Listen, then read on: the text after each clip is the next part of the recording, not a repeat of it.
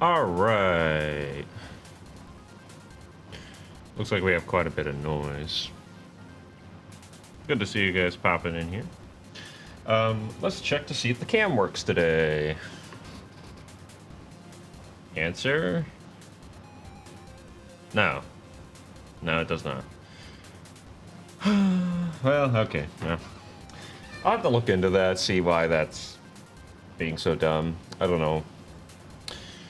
Probably an update. Probably something broke it. Go figure. How's it going there, Time Animation and Skyla Foxgirl? Hope you're doing well. I need this set properly. Okay, so today my goal is I want to try to essentially finish this up. So one thing I want to do is... One second. Let me see if I can turn my fan down. It's probably a little noisy.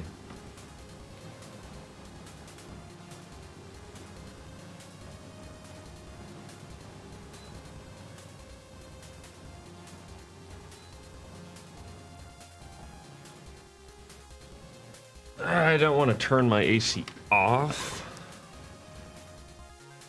Yeah, that should do better. Because it's really warm in here. But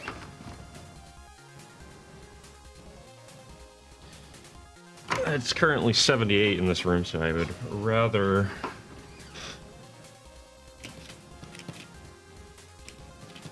have it on. Okay, but what we're going to be doing today is we're basically going to be breaking down this and then settling that. And I'll need to basically copy and paste that frame. Speaking of copying and pasting, I might be able to get away with copying and pasting the head here. Because, well, no, I don't want to do that because I do want the head to transition. This is the frame we're going to start on then, so. Hold on.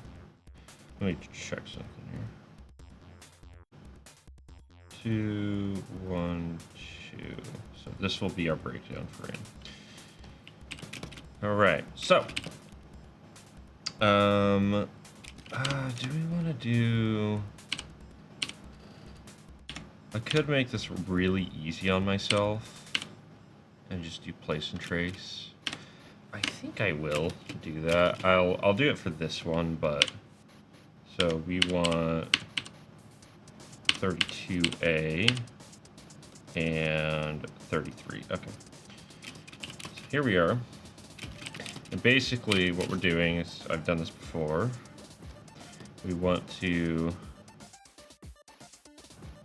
put these in between and follow them. Actually, that's extremely close. Yeah. Okay, that's the right move. And basically the idea is it's basically like onion skinning. Only a little bit more specific. Let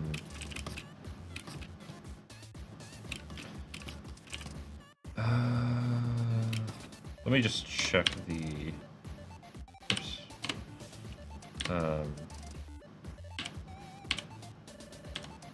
Yeah, that should work. Yeah, the fact that I didn't have to rotate it is indication that that should work. Okay. So let's go ahead and turn that off to make ourselves job easier. The nice thing is, you know, when it's just an in-between, even a breakdown, so long as it's the right motion. Because typically you don't want to do this in terms of like if you're really like feeling out action or trying to figure something out. But like this is just kind of a rote section of animation. You just need it to look good going from one to the other, especially for like a specific thing like the head. I don't do this for more complex movement like on the arm. That we're gonna handle just old school.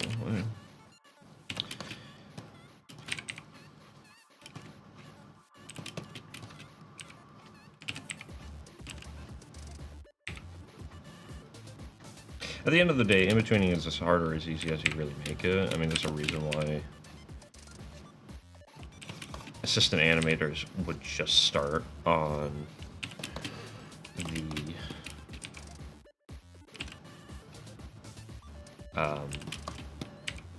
in-betweens.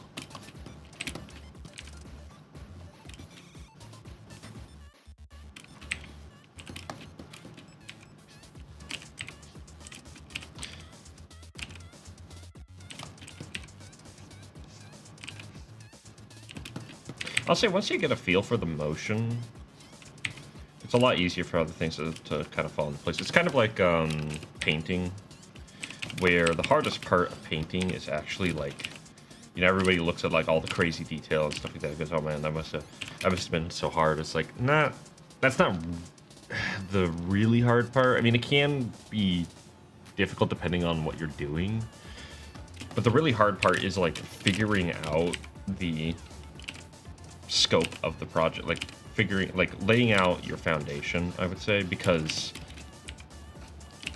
it has to do the heavy lifting for the rest of the project. Pretty much everything else can be changed down the line, right? You can kind of like push paint around until you get it right. But if your foundation is bad, you'll have to go back and like redo that, and you really need to know your stuff in order for that to look good. It's the same thing with animation, where if you have bad keys, you're gonna have bad animation.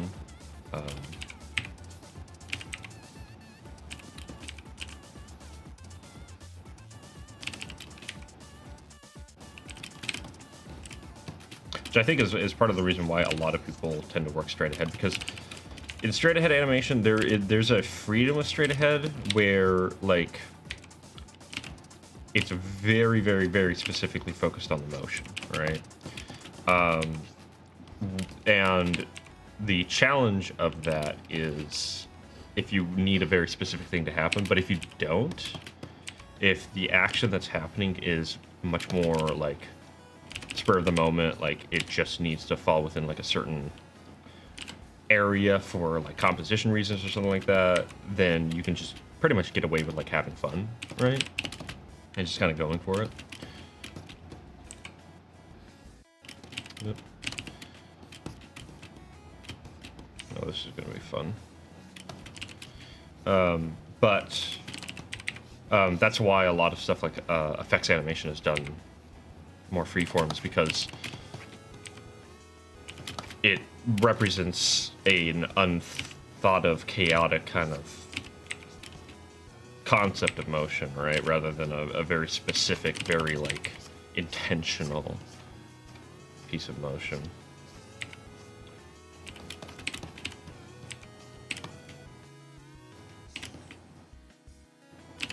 That being said, the challenge of effects animation is one, I would say clarity of the motion, right?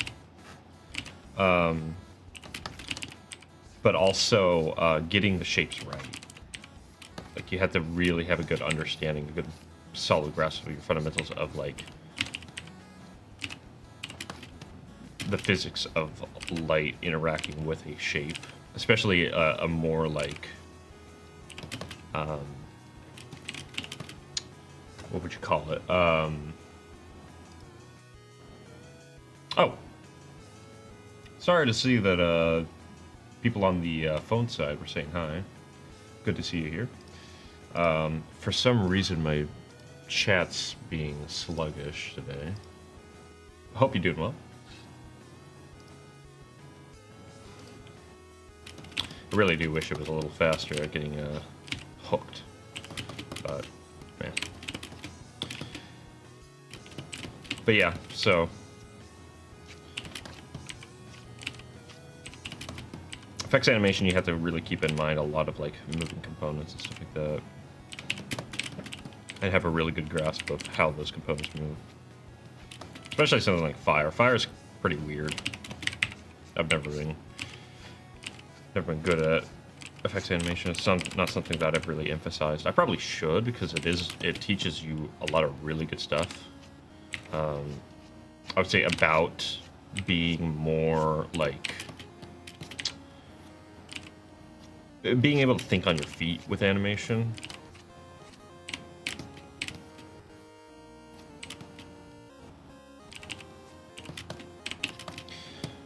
Honestly, that's something that I highly recommend. If someone wants to really go into animation, I always really recommend do some effects animation work of some kind. Because it's so prevalent, especially in 2D. Chances are, I mean, truth be told, chances are if you're into animation, you're inspired by effects animation to some degree or another. I'm kind of an exception in that regard. I think a lot of people are actually really inspired by effects work, especially.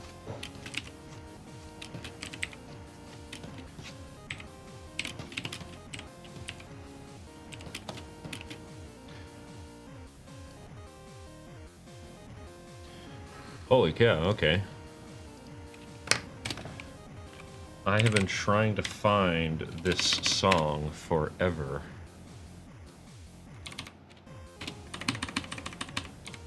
Glad I checked what it was.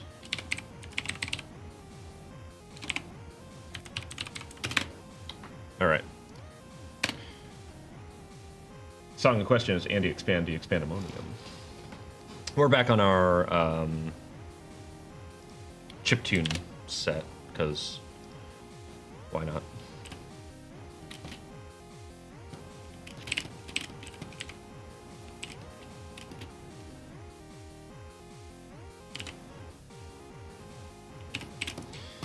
Okay, let's see.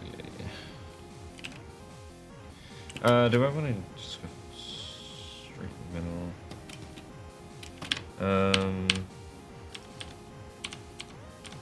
I'll actually transition the eyebrows.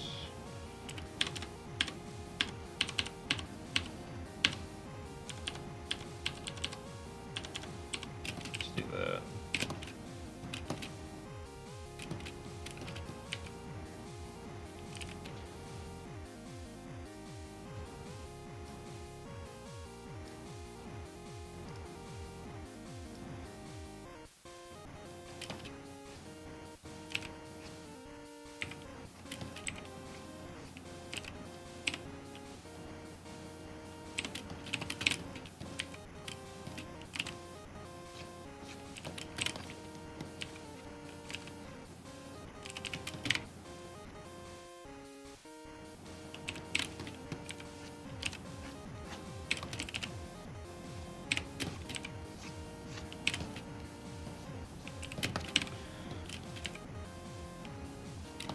In theory, I should be able to wrap up this sequence today, especially with some copying and pasting frames.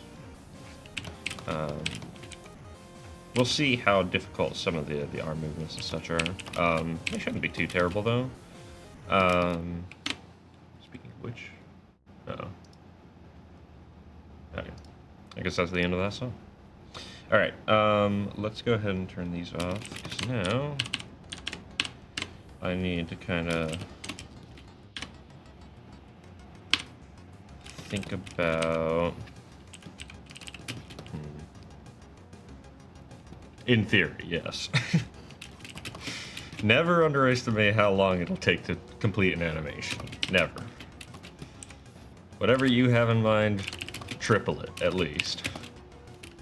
That's not an exaggeration. That's typically how it goes. Let's see, when I was working on my last short film, I think I gave myself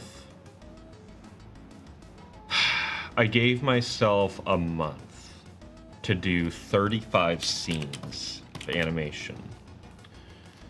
I had done pre-production. Pre-production took a long time to figure out. Okay, hold on, I gotta think about this. Okay, so we're closer to that frame, so we're gonna actually emphasize our closest to that frame. So pre-production was done, so I was just working on production.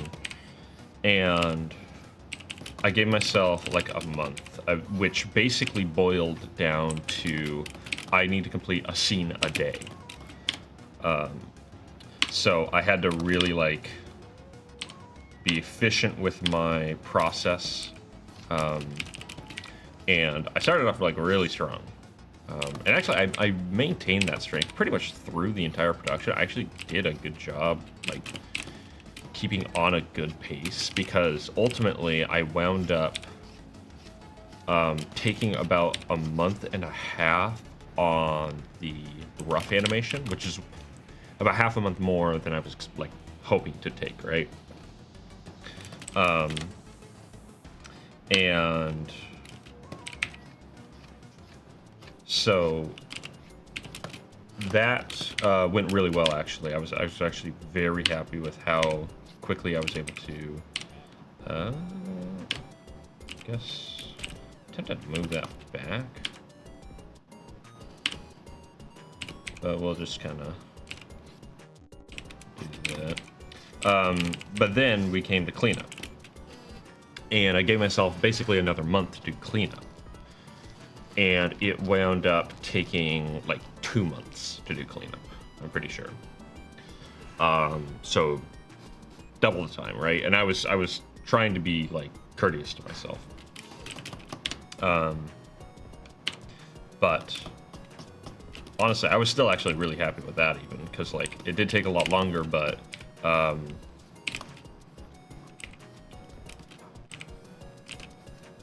cleanup always takes forever. I was just really happy when I was able to finish cleanup, like everyone is. But then it was really good because the way I'd set it up, coloring, which I had given myself another month to do, only took me 3 days. So that actually worked out. Because coloring can go really fast if you have it, if you do it right.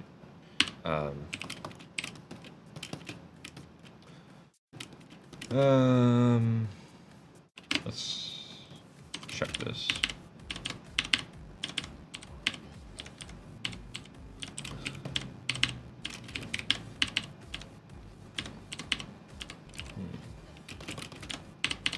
Yeah, the big secret was the way that Toon Boom, which is what I was working in, has color set up, was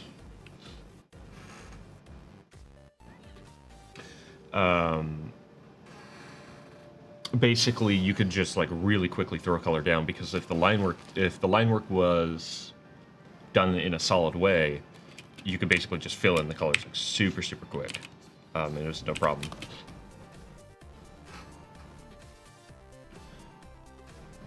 Have you listened to Marvin the Martian? I'm Marty. Can't say I have there, Jamie.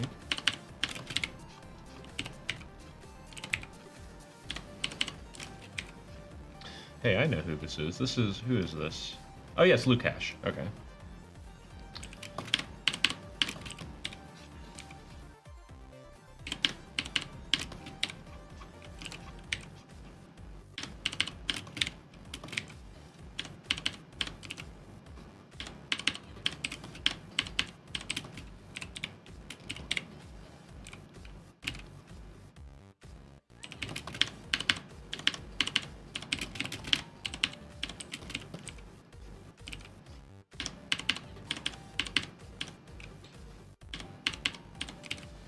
And I am going to see if I can be a little bit faster with these frames, because I have been being a bit more meticulous than I really have to be for this.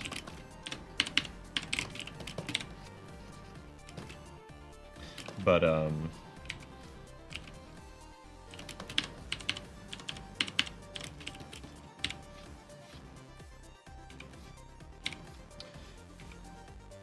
yeah, so hopefully I can be a little bit quicker this time. Come on.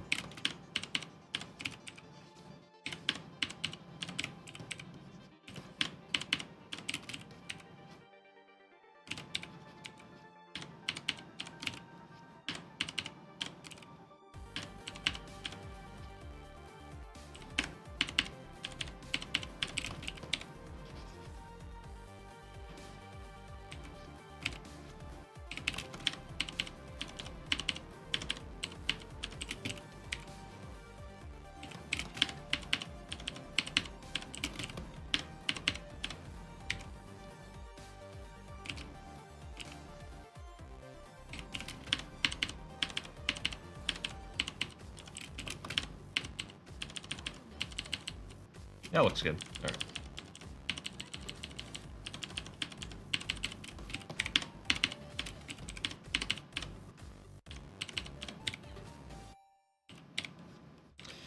I just really hope that the next sequence goes a little bit faster. I will have to do some funky like arm flails and stuff like that. So it'll be a little bit tricky to do right, but it shouldn't be too terrible. Okay. I will say my accuracy in getting the like right line lately has been getting better, which has made me happier, because that's a big part of like where speed comes from with animation, is just like nailing your lines. Being able to just like nail your lines and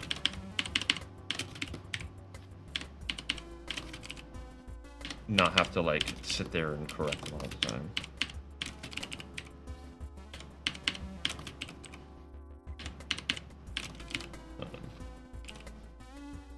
Come on.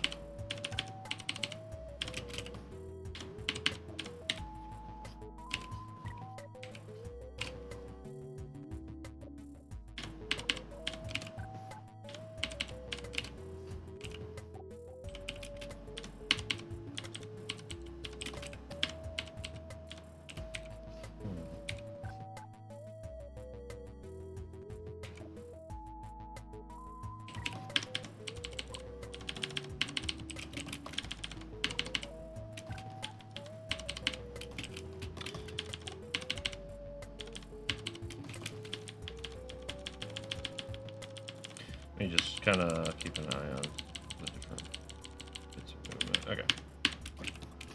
So, now...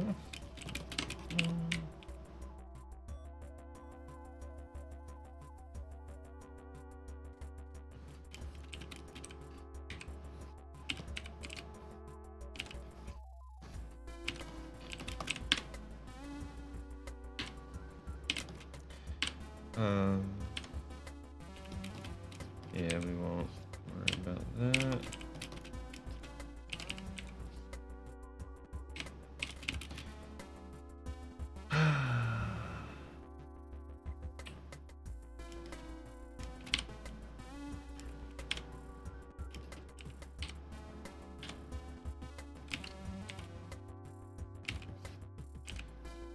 That.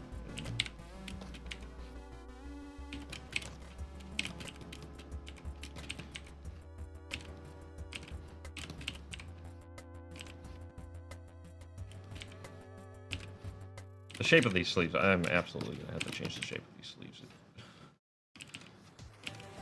You know, it's funny. You'll do something with the character. You'll decide something character. Oh, you know, I like that little part of their design, and then you'll start animating them, and then you'll go, I despise that part of their design.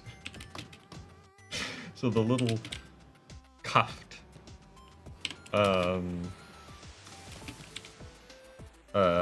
sleeves are. I'm gonna need to like fix that. I'm thinking maybe I just do like that, because I do like having a little bit of shape to them, but the more open, angular kind of look, maybe not so much. Because it just kind of makes it awkward.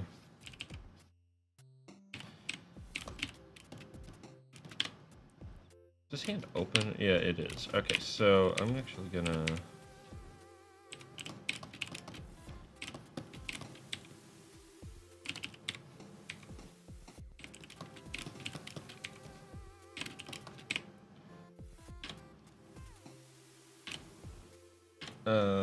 and he's folding his hand back around, so the thumb is actually going to be on the other side of the hand, so that works.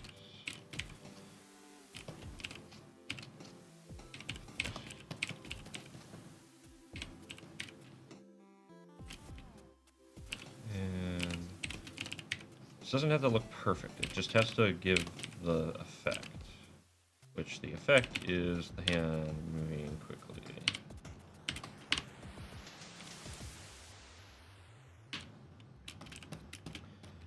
So let's try that.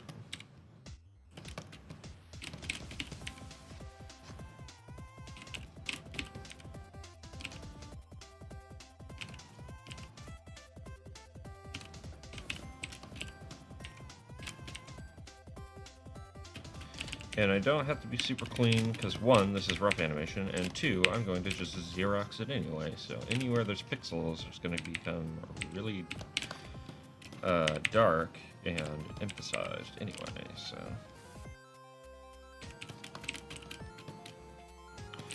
I'm not 100% sure how I'm going to do that. I have ideas, though. I'm pretty sure I can just filter it in an editing software, and it'll be fine, so... actually,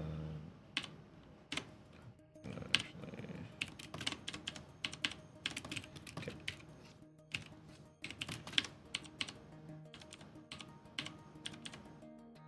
I'm actually gonna, yeah, have a little bit less there.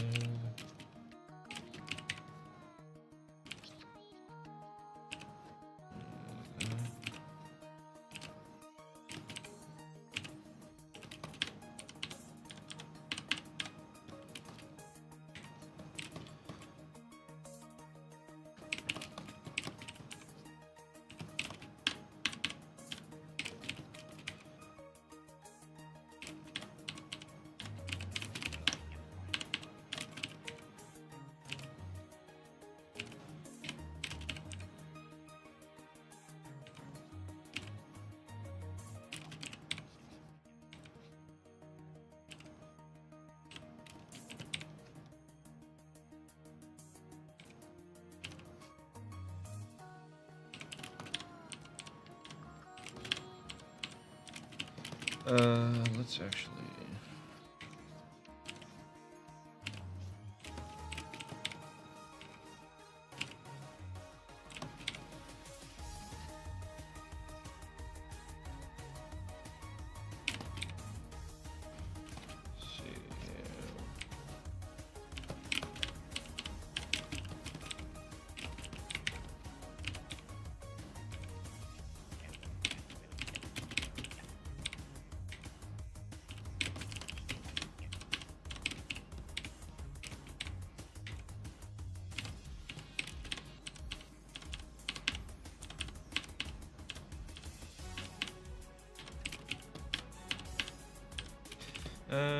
actually, we want the arm to go down more.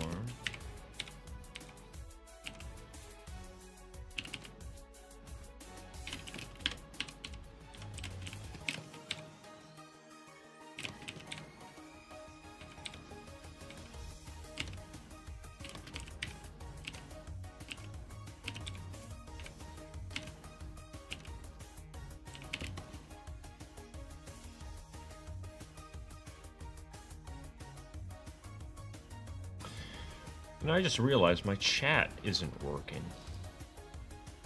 Why not? Good grief, everything's breaking.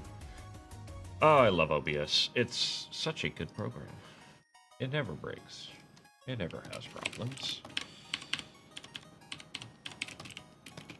There should be chat on screen. I don't know why there isn't. I'll have to look into that. Fun. Okay, let's see.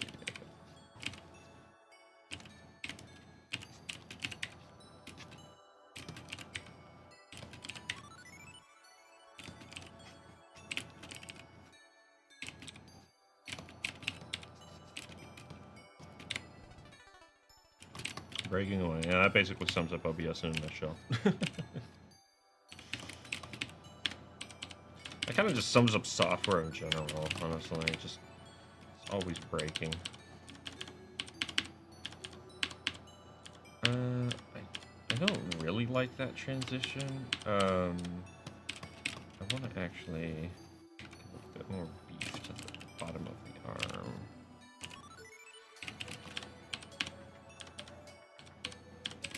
That's better.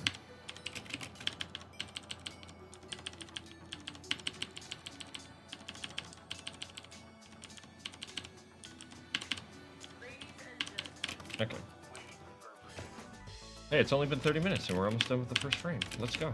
That's actually not a bad pace for what we're trying to do today.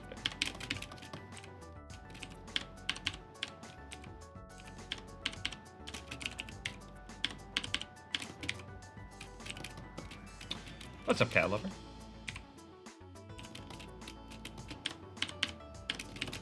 I love that emote. That's a great emote. And quite fitting for this little clip I'm working on.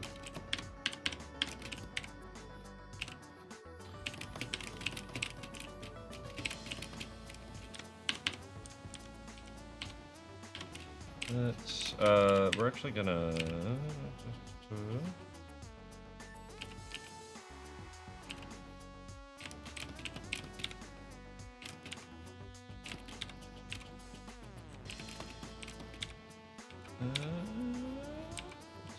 this.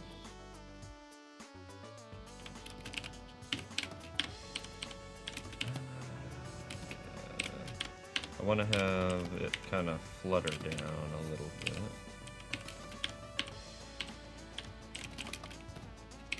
I'm tempted to have this reverse like that, which would mean that it would come down like that and go like that.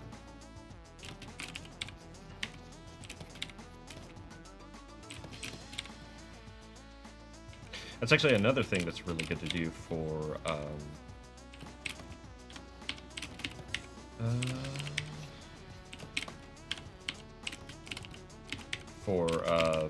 straight ahead action is a cloth physics and things like that. That's a lot of fun. Thank you, cat lover. I do my best, actually.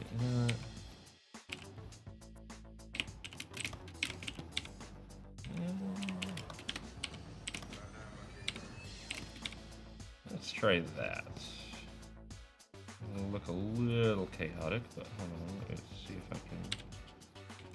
Up and then down.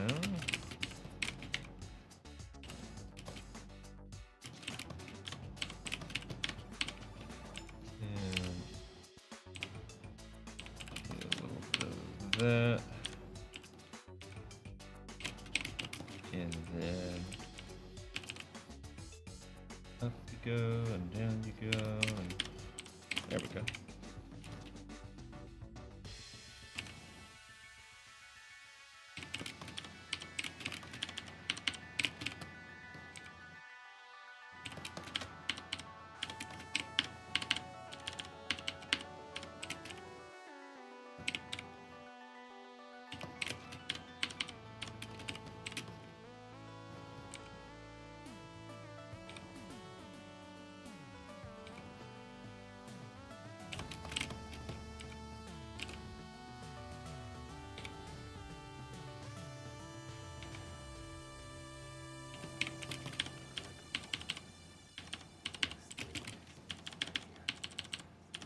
Okay, I want to see what that plays back like. That looks pretty good. A lot of emphasis on that arm, but I kind of like that. It's kind of this like burst of motion. Have fun. Hand is maybe a little bit big, but yeah, we can fix that up actually. Hold on. That's a really easy fix. It gives a little bit of an exaggeration, which is fine, but we'll do a little bit of that and that. Sure, something like that.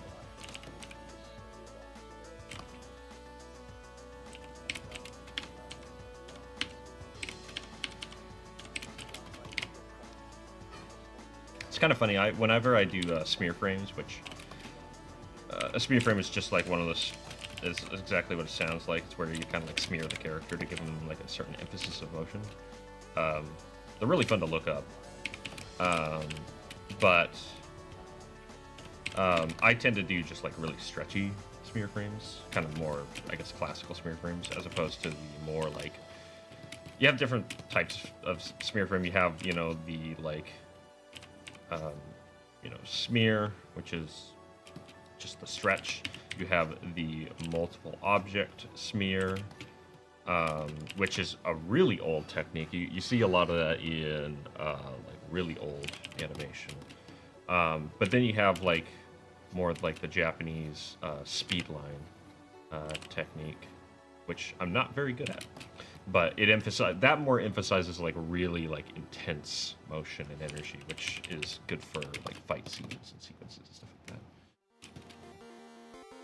that. Ooh, this is a good one. This is chip cell. Right on.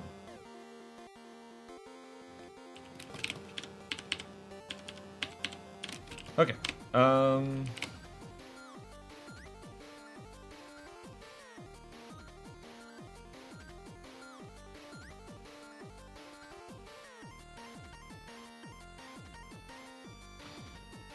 right.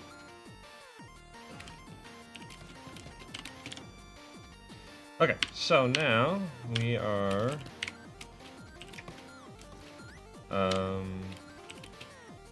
just doing in between, and we can actually go back to 32B. These, and we can just do more place and trace.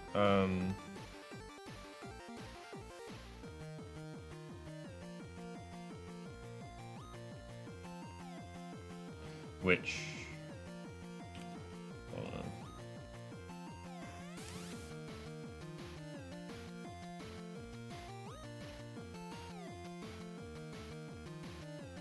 Something like that, I guess.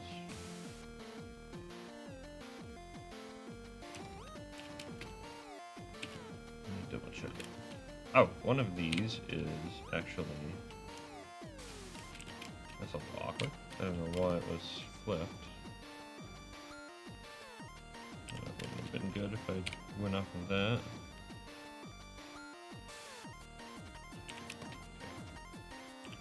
Man, I can almost get away with just copying and pasting. Do I want to? Nah, we won't on this one.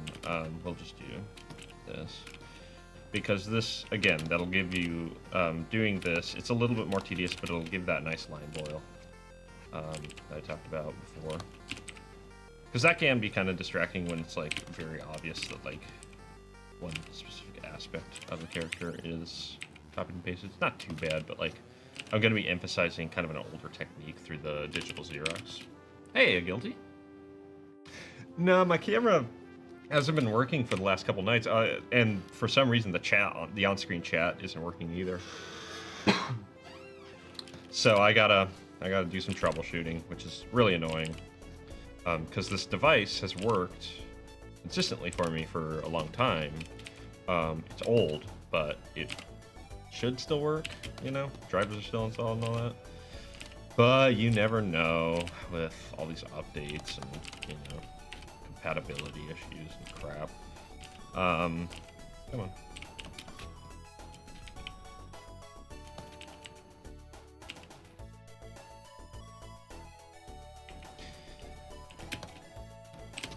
So yeah, I gotta look into that.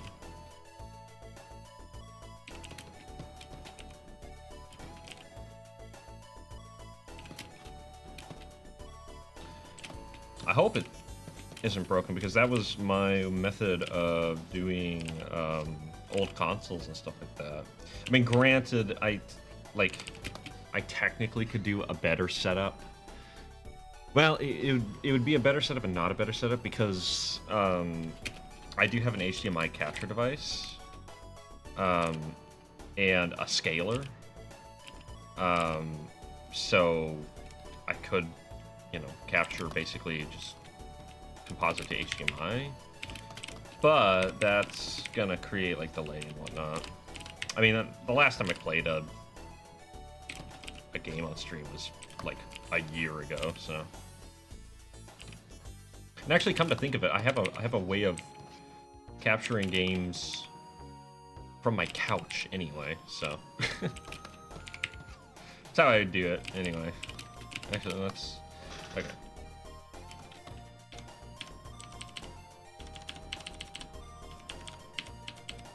Okay, I hope this is in the right spot. I'm not gonna really be able to check my space. I think that's correct. I may have to. I may have to move some things around down the line. Pending. Let me just check something real quick. So I turn that on. Yeah, it's about in the right spot. My spacing should be right. But yeah, I do want to play more games on stream at some point because it is fun.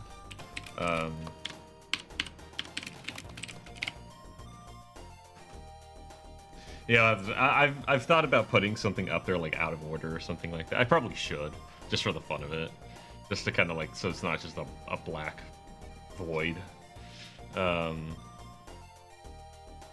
But I can't be bothered.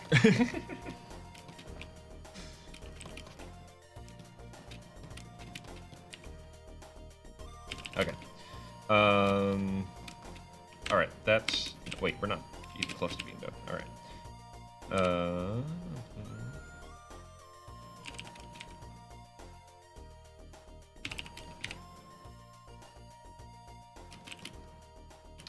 A Soul. Yeah, I need to get back to Soul Blazer. It's like that was the last game I played on stream.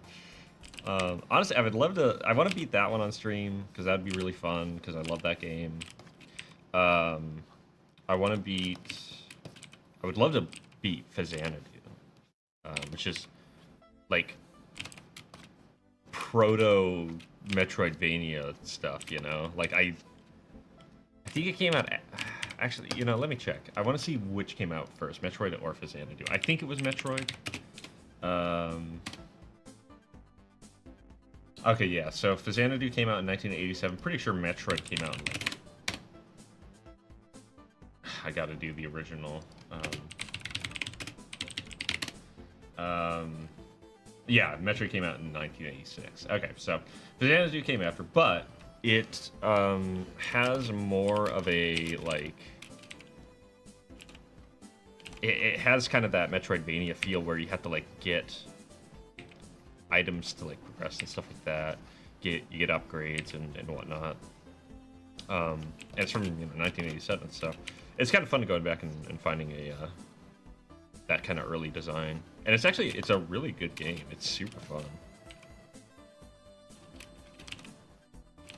It would be fun to play Legacy of the Wizard, and like I would have to follow a walkthrough because that game is so stinking cryptic. But Legacy of the Wizard would be another really fun older one to play.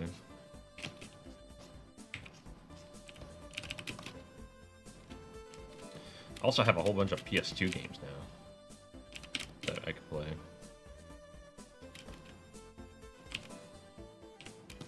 Could do Klonoa 2. That'd be fun. Been wanting to play through that one. Right now I'm playing through Zone of the Enders 2. And if you haven't ever looked into Zone of the Enders, do yourself a favor.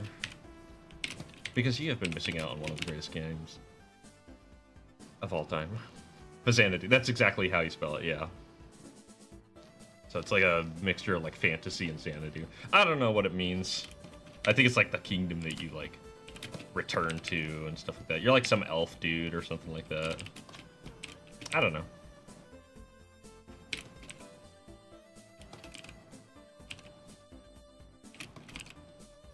It'd be fun to do like fan art of these like really obscure NES titles and whatnot. I'm sure stuff like that out there like exists already, but like usually, you know, people stick to the classics, you know, Pokemon or Zelda or something like that to make fan art of, but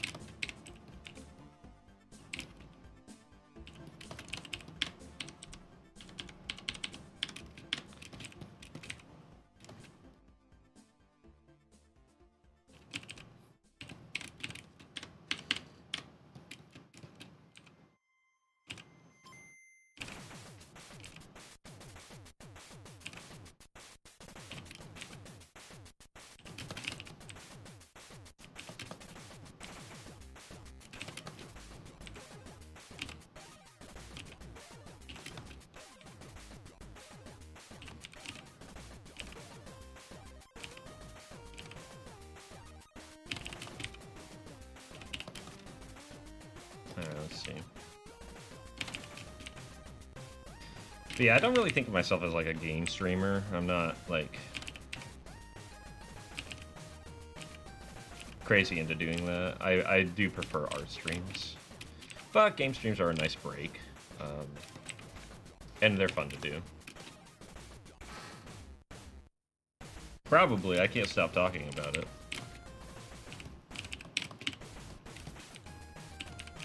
Such a good game.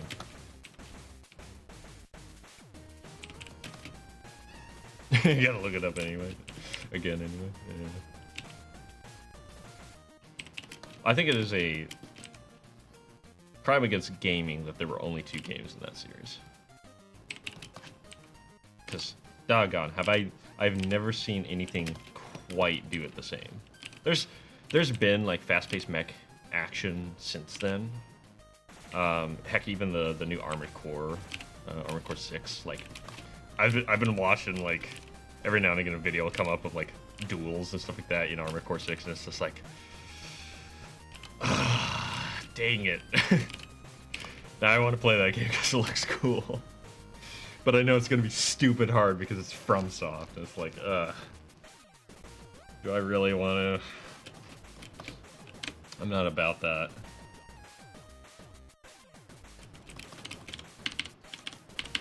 Okay. I'm actually going to bias towards this. Actually, let me... Yeah, I'm on the...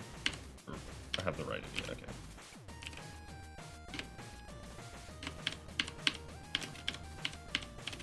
Although I want to push it more this way.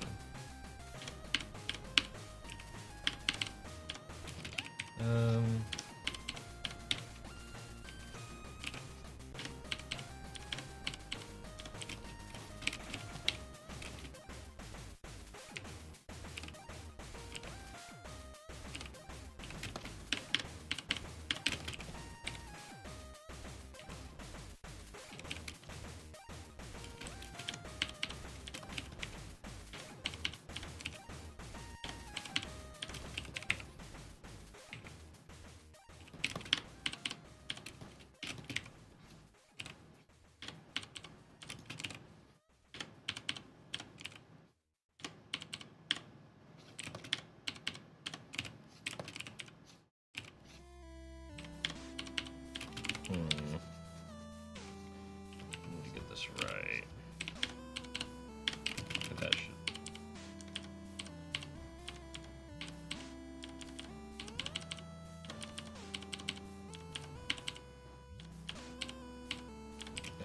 I need to remember that there's a gap there. I'm actually going to... Here's what I'm going to do.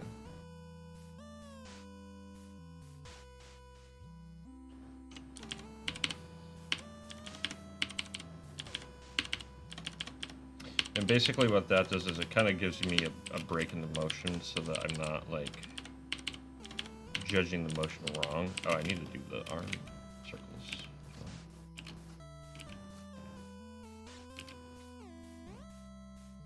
Oh yeah, that was another one I recently played through. I played through Ace Combat 4. That was great. That was an awesome game. Been wanting to play that one for a while. I'll need to fire up Ace Combat 5 next and play through that one.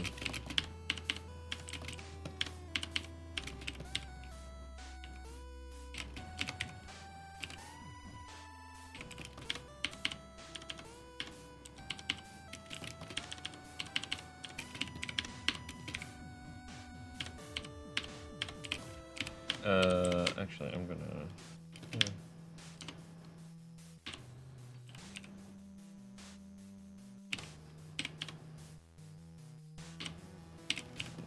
That, bring it in more.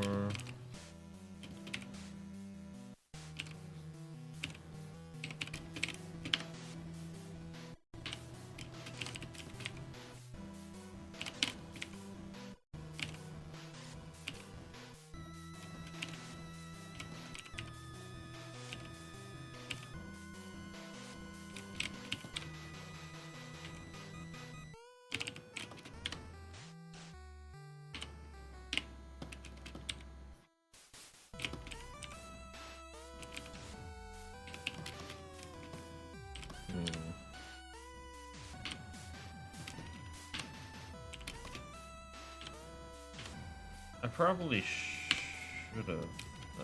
Let's just kind of lift it here.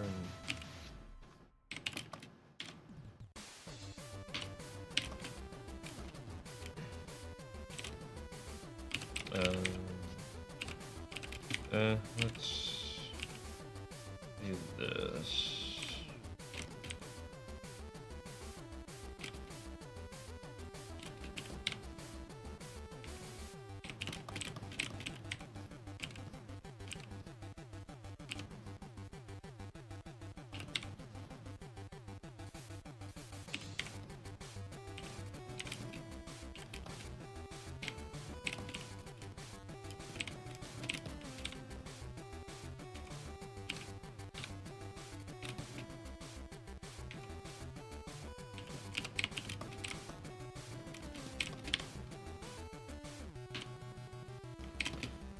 I actually kind of like him having just like floppy sleeves. I'm not sure it makes much sense because like it's meant to like hold him together, but like I'm not gonna think too much about it.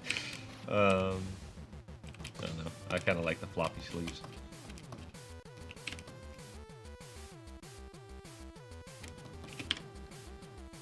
Okay.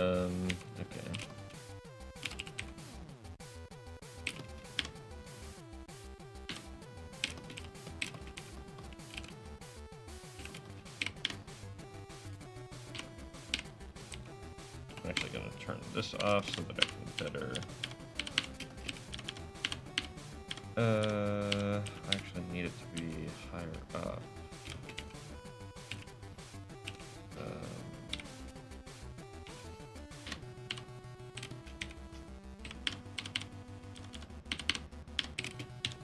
Like that.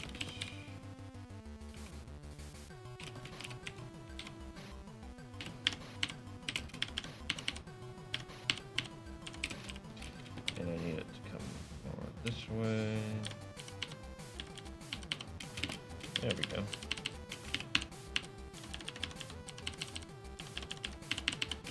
Actually, I really like that.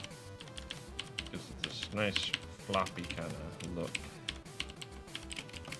So much fun making characters look all floppy with like little bits and bobs dragging off of them.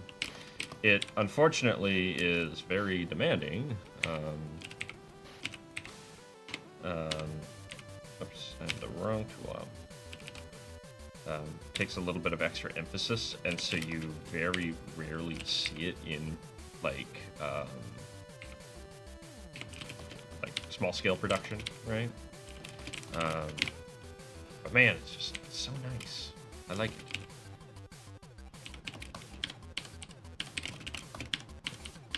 That's actually the big thing that I want to really emphasize. It's just like the physical movement of like little things on a character, ears or bits of clothing and whatnot.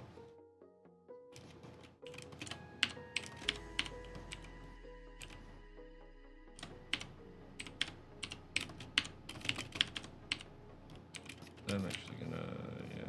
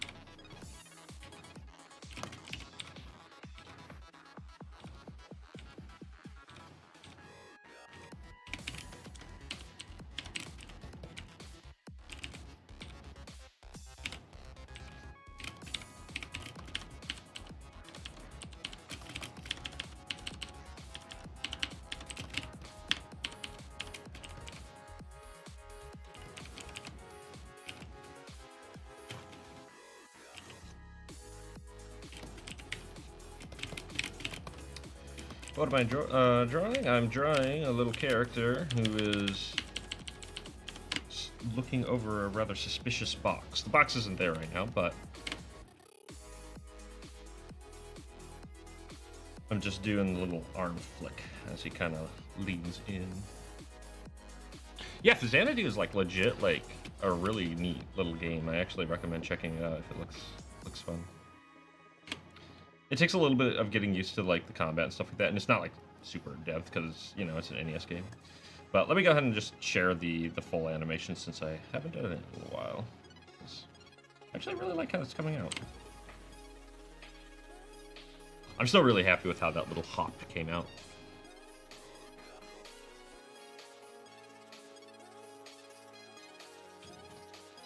His horn does get bigger, be sure. Yeah, it definitely does. Which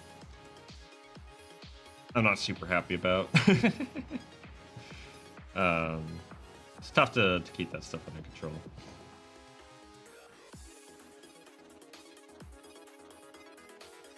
It's a bit of an awkward thing. I need to try to simplify it a little bit. But it is what it is. It's kind of funny, the first frame, you can really tell that I developed his like shapes and stuff like that a lot more as I was going through. Like, look at how his arms are more like hoagies at the beginning.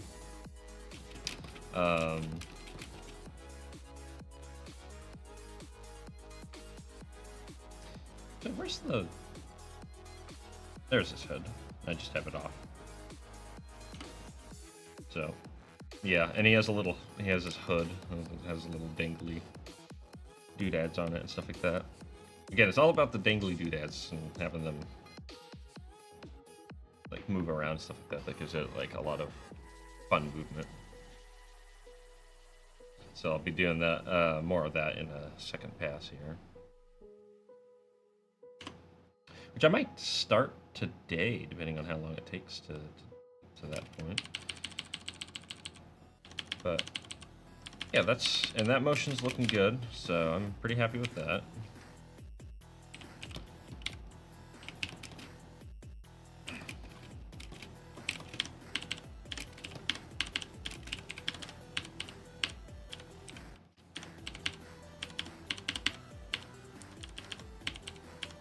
And I think I do want this to be in, like, just in between.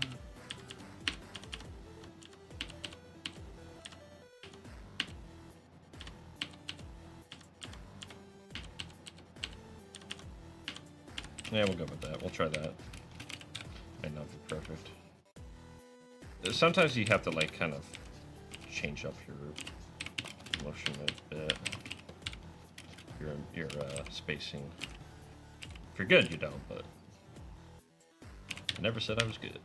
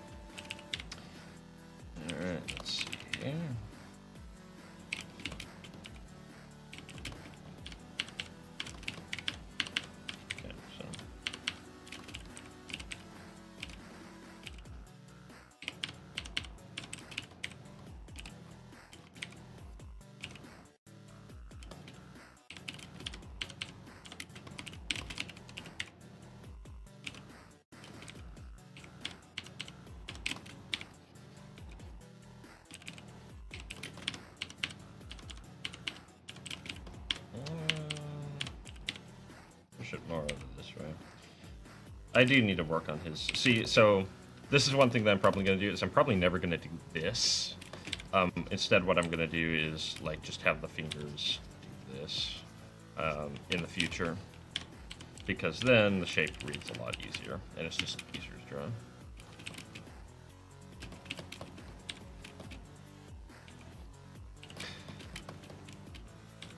Yeah, those are fun little elements to put on the character. He's actually missing his other horn because it fell out.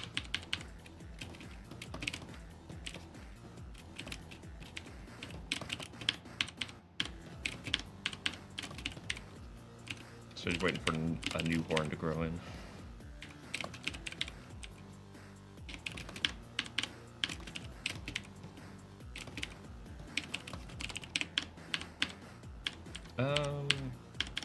I'm not sure about how far forward this goes.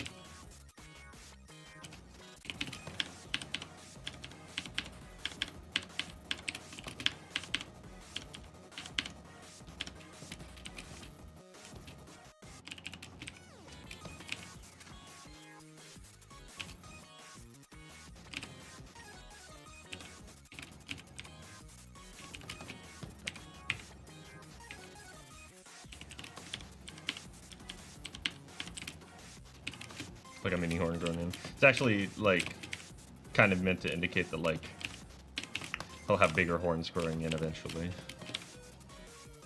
So he's shedding these horns and then bigger horns are growing.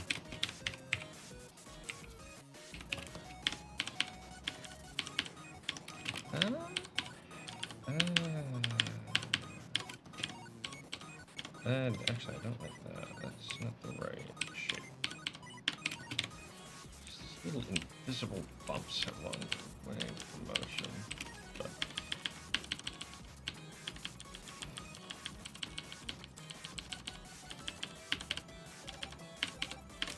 okay.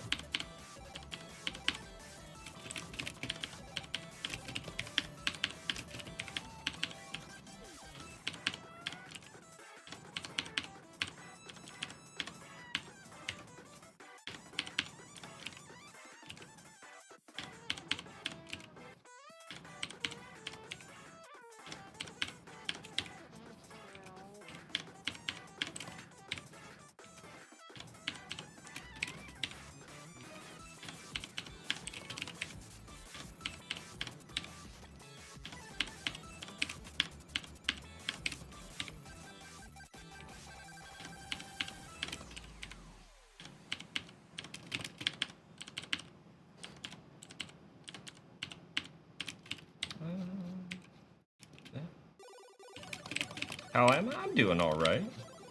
Hope everyone's doing all right. I was really tired today, so I didn't get as much done today as I was hoping, but sometimes you just gotta take a day to sleep a whole bunch.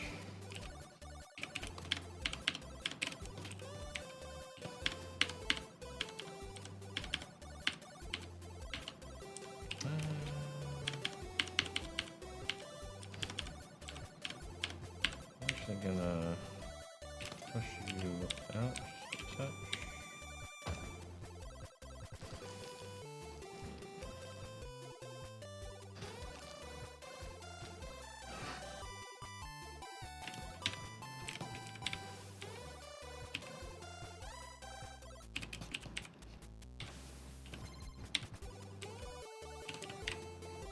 This little guy's name is Wicker. Like a wicker chair. Took me a while to come up with that name because, like, I wanted something. I'm gonna think of this through.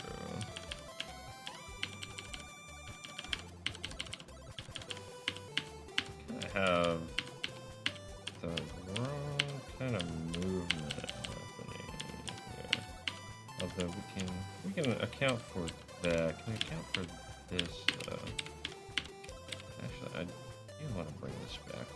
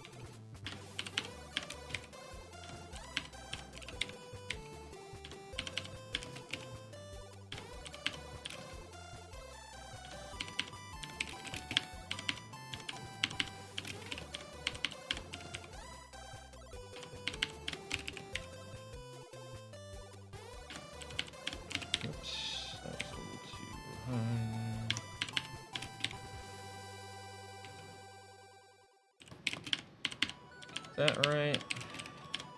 There we go.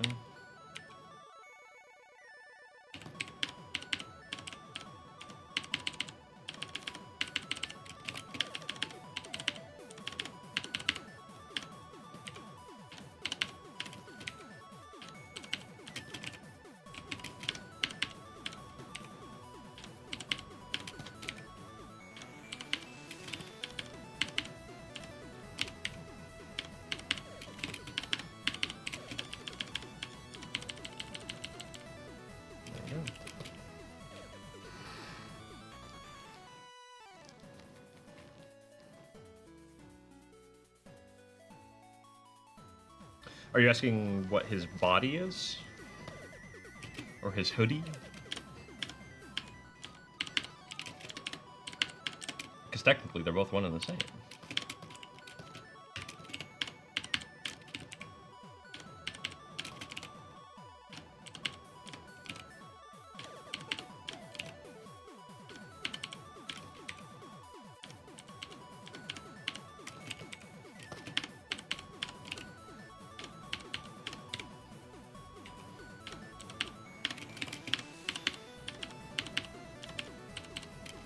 Hobby. What's his hobby?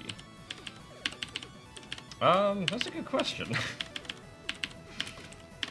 not sure he really has one.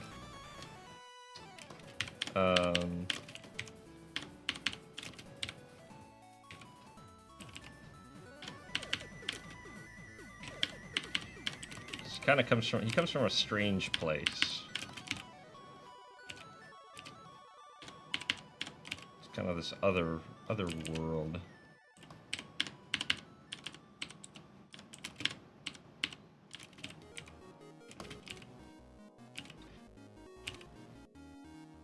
So he's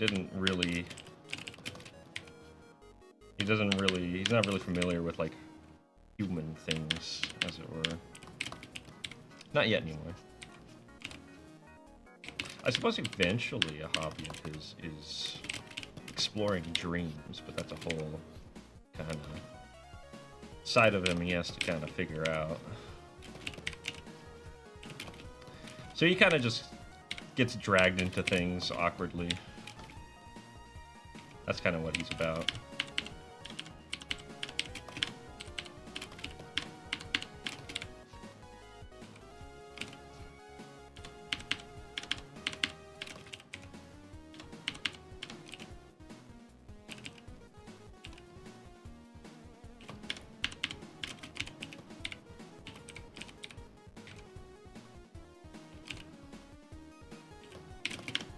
Basically, the premise of the story is these three monster kids wind up in the same girl's closet accidentally, and she ends up befriending them and being kind of going on shenanigans with them.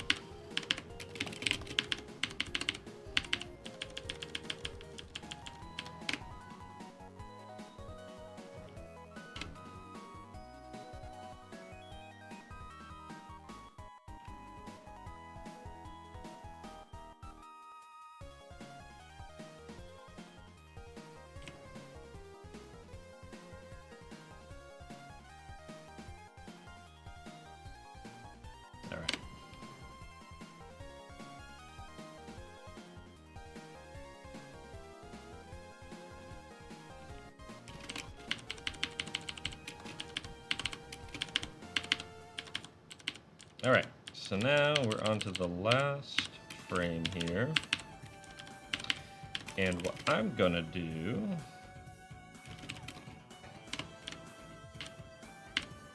is I'm actually going to just copy this hood. And I gotta see something. Okay. Let's go ahead and just take you. This is so close.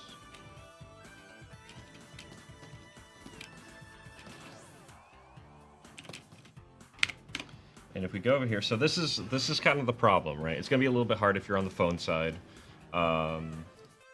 You won't really be able to see exactly what I'm showing, but I'll describe it and do my best to kind of explain. So I just copied and pasted, right? I just copied and pasted a frame. Let's try something. Yeah, I can't merge. I can't merge the selected layers. Wait, hold on.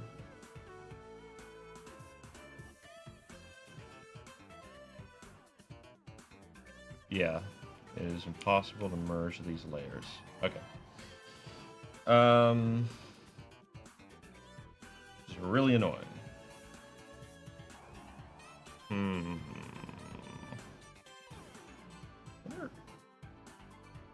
If I...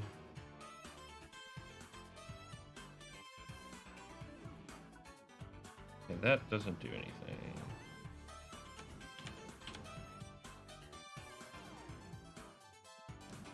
So that's kind of the problem with...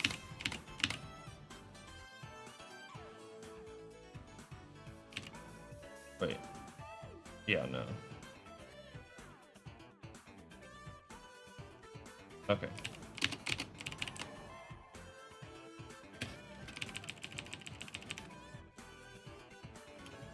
Oh.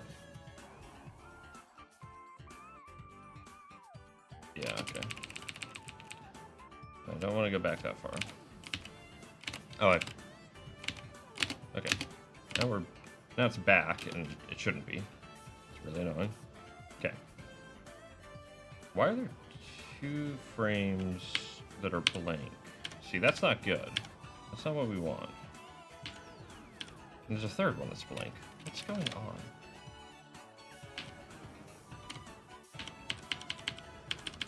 See, that means it got screwed up somehow. We don't want that.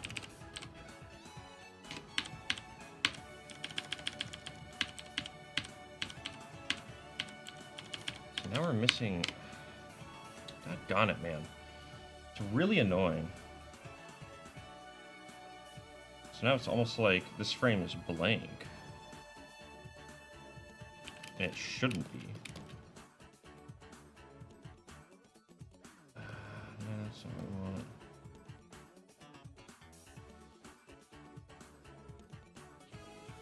Okay, there it is. See, you can turn frames off for some reason, and kind of a problem.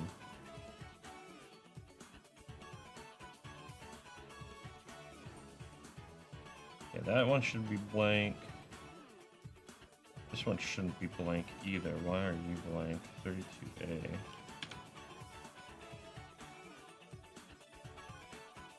It's... Come on. Now it's all screwed up.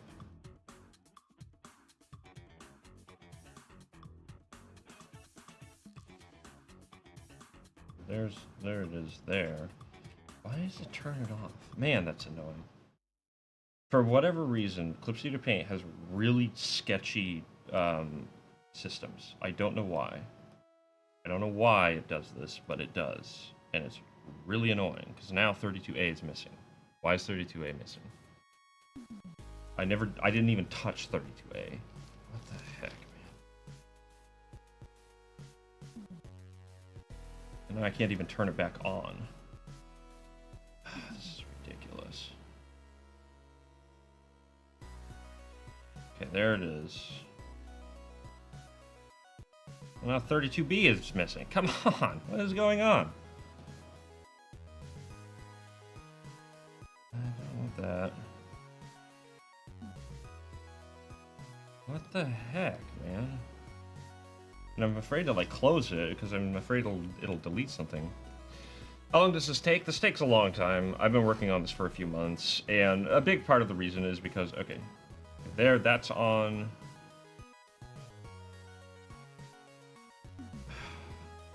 Wait. It's like it's set on as a reference layer. I don't want that. I want you on. I don't want you on.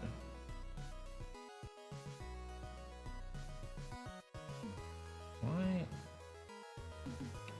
Really? Okay. Okay, that's blank. And then it disappears again. Why does that disappear?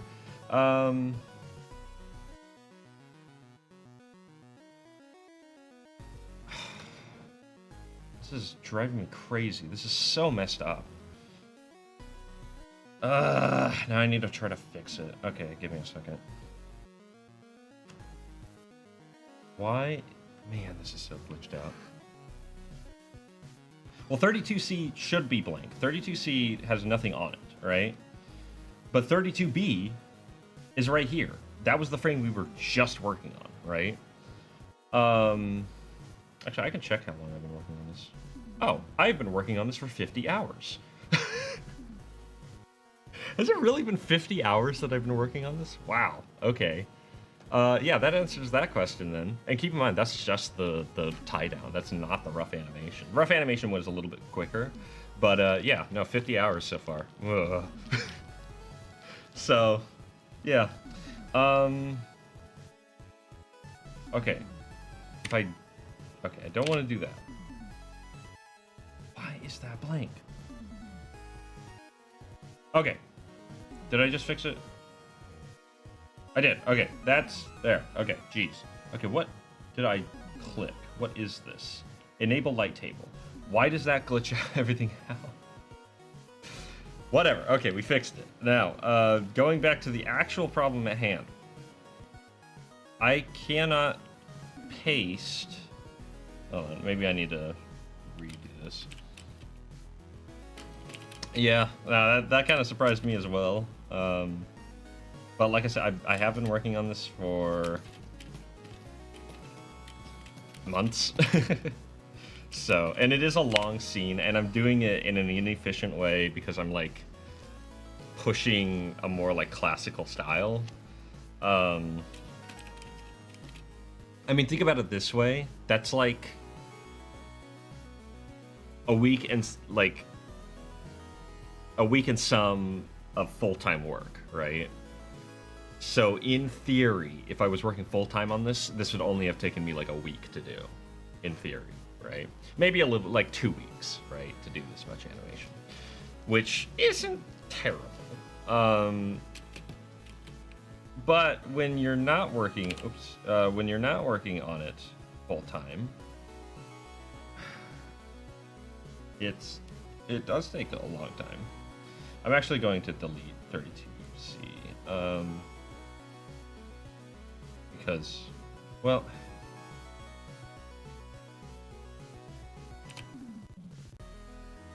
and there's no way to paste onto a layer. I don't know why. Let me try something. Control. No. Control Shift V.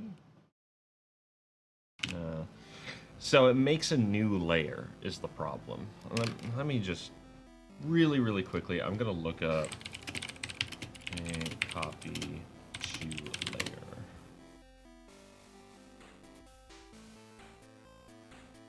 layer. Yes. Okay, 6 years ago, but still, unfortunately, there's no way to copy and paste onto the same layer.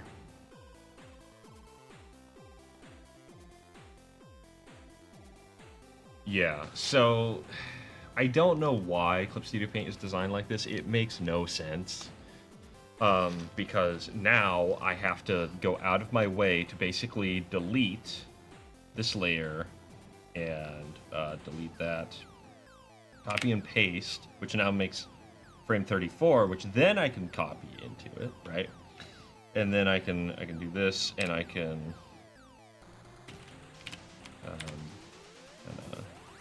oops, do a little bit of that.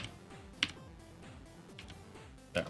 Okay, so it's a really goofy quirk with Clip Studio Paint. I don't know why in all of the updating that they have done for this program, they haven't allowed that. That it makes no sense. And there's no way, as far as I'm aware, to merge layers in a way that actually, like you can technically merge layers a lot of times, like, but the way you would have to do it is basically, let's say I wanted to merge layer 34 and 33, right, for whatever reason. What's up, Antway? I would have to actually drag it outside of the layer, which puts it here on the timeline. You can't really see it on, let me see if I can, so these two layers on the phone side, if you're looking, these two layers are now outside of the timeline. And now I can merge them together, right? Merge selected layers. But that's such a hassle when you're dealing with, like, I mean, if I bring the layer folder out here so that everyone can see, like, look at all these layers. There's just so many layers. And let's say, like, okay, I want to, like, take information from this layer, right?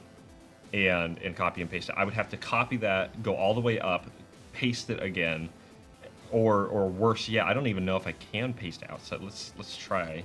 So if I wanted to copy this frame and paste it, okay, I can copy and paste it outside, so that's not so bad. But it's a headache. Like, the whole thing is just a headache, and for no real reason. Like if it was one of those things where it's like, okay, like, whoa, what am I looking at? Hold on. What is this? Why is this here? What happened? Can I? Let these be combined. Have like a bunch of auto action stuff. Oh wait, no. It goes here. Okay, that's right. All right. Because yeah, the layer properties is up there. Okay. Prices are perfect. But yeah, so that technically that works, but it's just not ideal. It's just not great. So anyway, crisis averted. We figured it out. It's not the best. What the heck? Where am I? I'm on the wrong layer. 1 second. Let's actually be selected on there. There we go. Okay. All right. Now we're back to it. It's been about an hour and a half, and we've gotten 2 whole frames done. Let's go. Is there any wonder why it's taking me 50 hours to do this? I can't think of it. It doesn't make any sense. All right. But, okay, so now I need... Okay, so basically... I'm actually going to turn that off, and I'm just going to do this like this. So...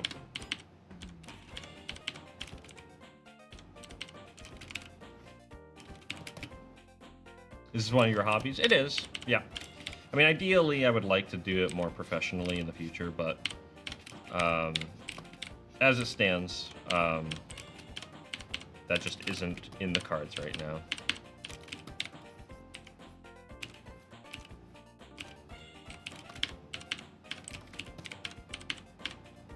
Maybe one of these days.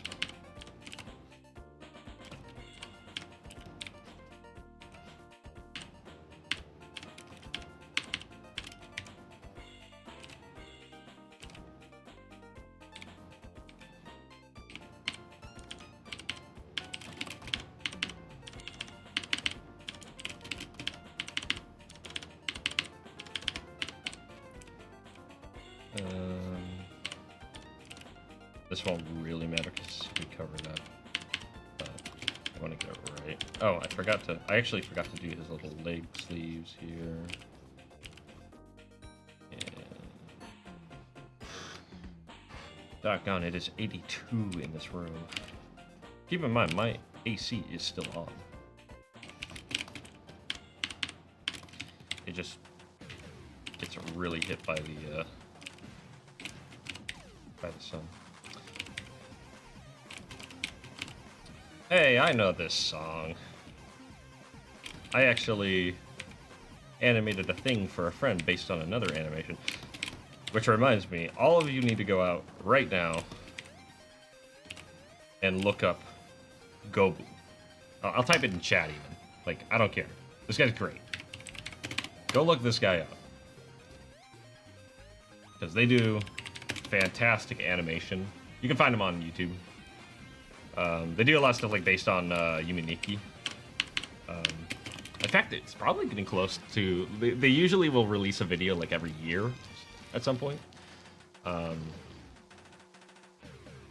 yeah, I actually did a little bit of a study on one of his animations, and it featured this song. But yeah, dude's a super good animator. And he does a lot of like pixel art stuff.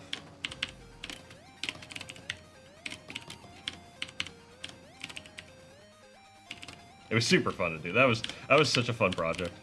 Because the motion was really fun. And it was a good way. I actually learned a lot doing that too. It doesn't hurt to do studies like that for sure.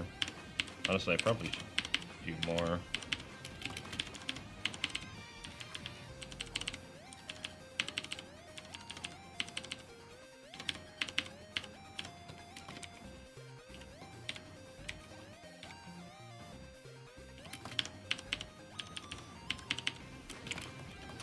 There's a little bit of a... I don't like that drop so much. I want to kind of like smoothen out that.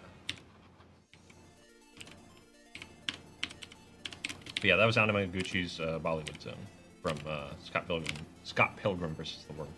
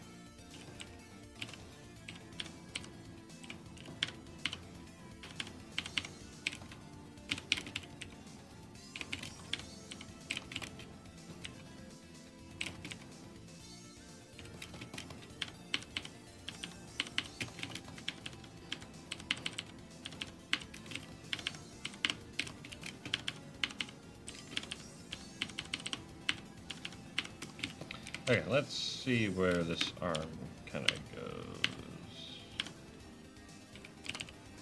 Okay, so more down here. I'm gonna just do that. Maybe that'll work. That might work. Kind of put a little more emphasis there. Right there. I will say that is one thing that animating a character really does, though, is like, boy, hey, howdy, do you refine the shapes.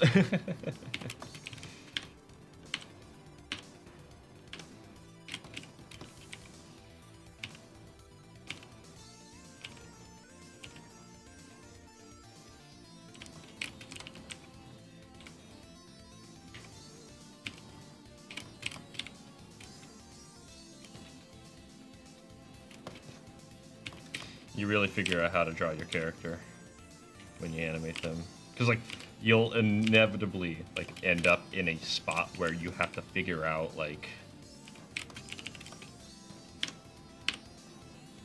how, okay, like at this angle, what does this character's arm look like, you know, stuff like that. And you might not take that fully into account when you're designing them.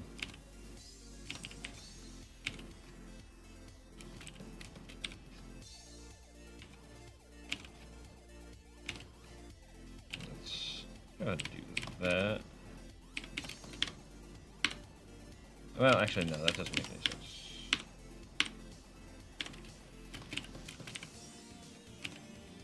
Just kind of do that.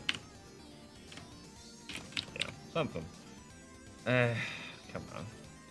So close. So dang close.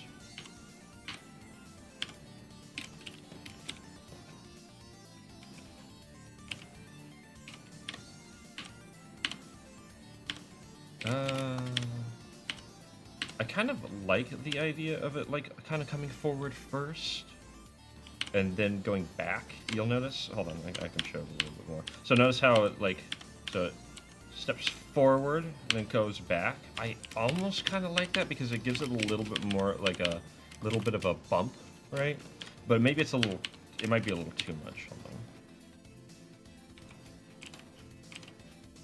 Because that would be considered like a settle frame, right? Because when you do an action, right, you like if you punch or something like that, it'll travel forward. I don't have a camera, dang it. Got it. You know, the object. Let's say it's like this is the guy's arm, right, and he's punching forward, right? Well, let's say like he's like punching a wall, right? Like a visible wall. And in order to emphasize the power, you bend the wall, right? And so it's like, boom, his hand hits the wall. You know, it still travels forward a little bit, and he's like, bam, right? And there's like little effects and stuff like that. Well, that's not how you want it to end, right? You don't want it to just like stop, right? You want it to kind of come back a little bit, and the wall to kind of straighten out, and now his hand's back, right? So in comparison, like if I were to take this, so it would, like, the spacing would look something like this, right? It's where it kind of goes, does a little bit of a zigzag, right? So it goes, boop, it travels this way, and then it travels back. And that's a settle, right?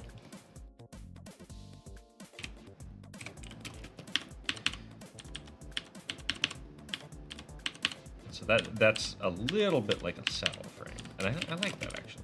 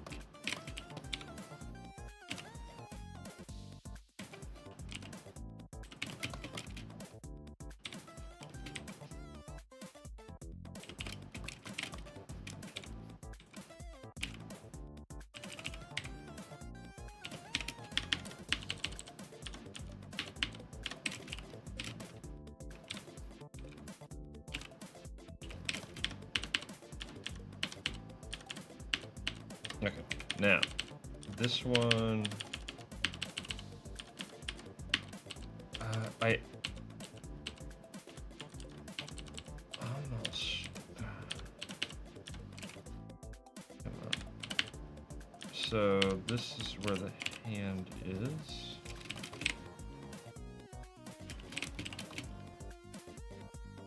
Clint's playing Name of Mars. And what was the last time I saw Marvin the Martian cartoon? I know that new The Day the Earth Blew Up came out.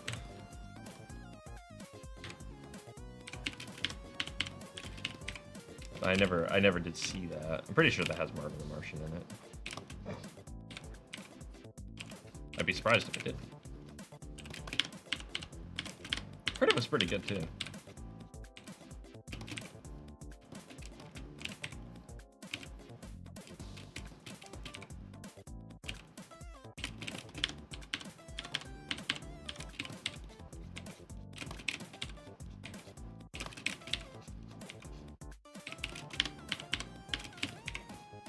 Honestly, Marvin the Martian, A-tier character design. I love characters that are just like a face with eyes, like eyes just poking out of like a little dark spot. I love that.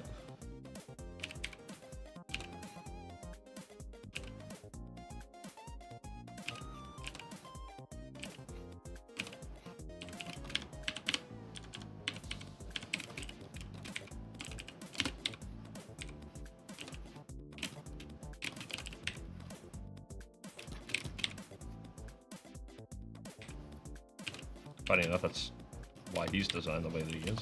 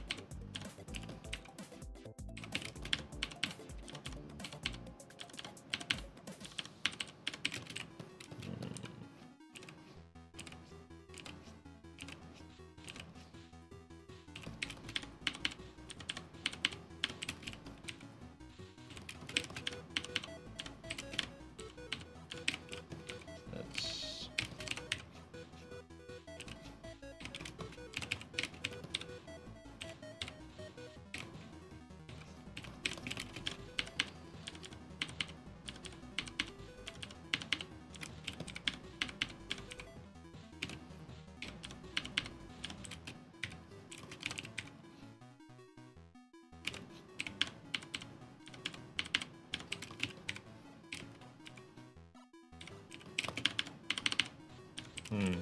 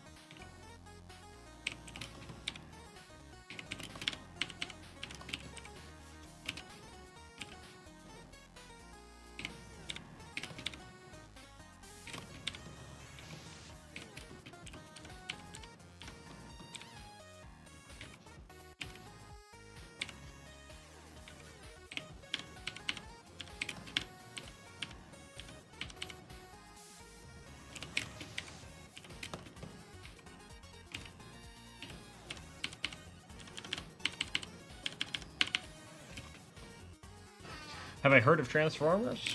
I've heard of it.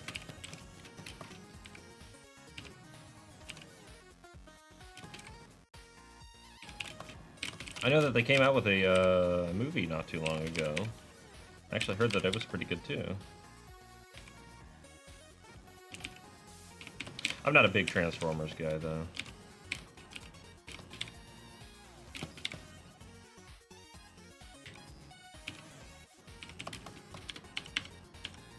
But I've definitely heard of it, that's for sure.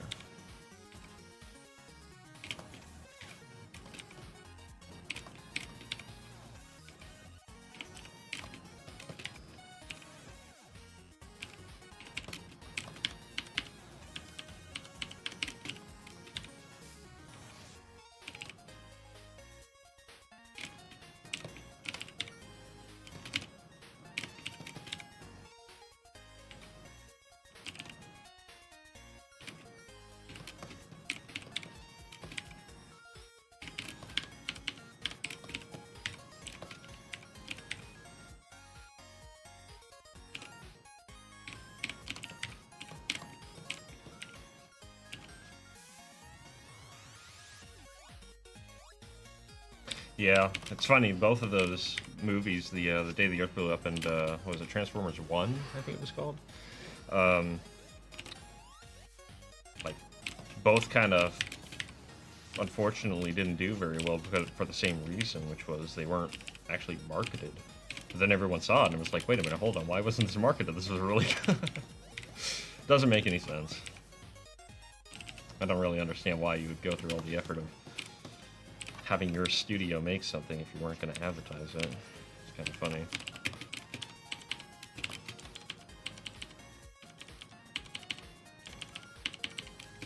Well, let's see how that looks. Hold on.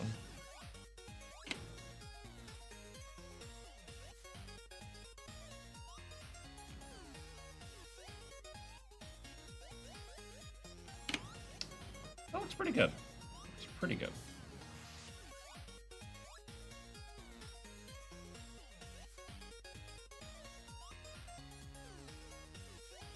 And look at all them frames. Okay. Ba -ba -ba. Go back one. There we go. All right.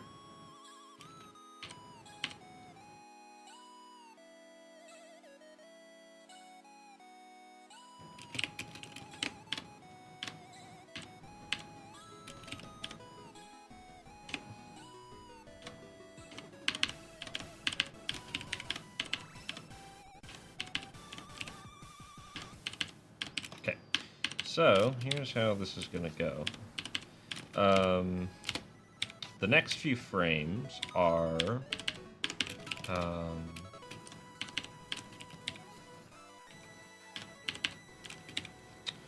let's see, gonna be kind of copied and pasted. Here, I'm gonna actually do it straight ahead, just to make it easier on my workflow. And it's mostly, that more of that settle animation that I was talking about earlier. Come on.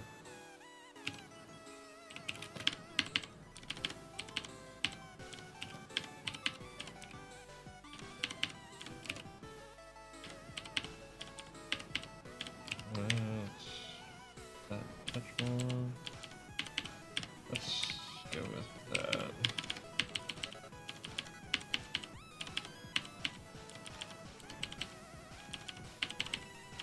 not perfect motion, but it'll do.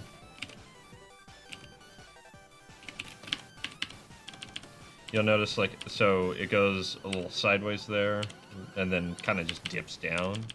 You kind of want to try to avoid that. It's just a sudden, awkward shift. But it sort of is where this key ended up, and I technically, you know what, here's what we'll do. We're gonna fix this leg to be more in line with how this actually moves, because it doesn't look great. Is there any wonder why it's taking me 50 hours to do this? Because little things like that, it like bother me, and I'm just like, that right. It's kind of the curse of being able to like pick up on that stuff eventually. It's just like, it's difficult to animate kind of sloppy, right? Because like at the end of the day, like, it's okay to animate a little loose, right? You don't have to be perfect, right? So often, like, especially in like TV and stuff like that, if you look at like animation and whatnot, it's a little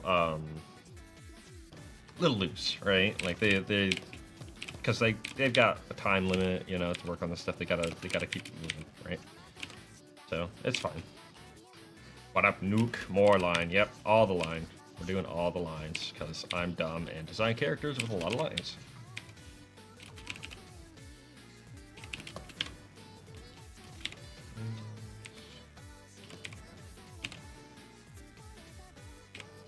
What the world is this? You know me, and a bunch of Japanese characters I can't read. In fact, I know absolutely no character when not streaming lines. Anybody know Japanese? Because boy, hey, howdy, I don't.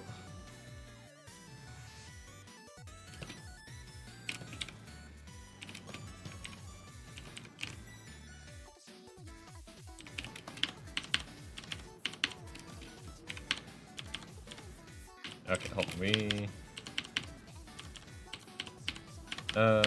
This isn't right either. I'm actually gonna. Man, the closer you look, the more that you see stuff. Wish you knew Japanese. Yeah, Japanese isn't one that I've been really, especially like it'd be cool to know, but like I'm not like. It's not one that's really on my radar, as it were. Honestly, I have been threatening to learn French for ages, like way too long, right? For a number of reasons, actually. But one of them being, you know, to be able to read like French comics and stuff like that, and not have to worry about translation.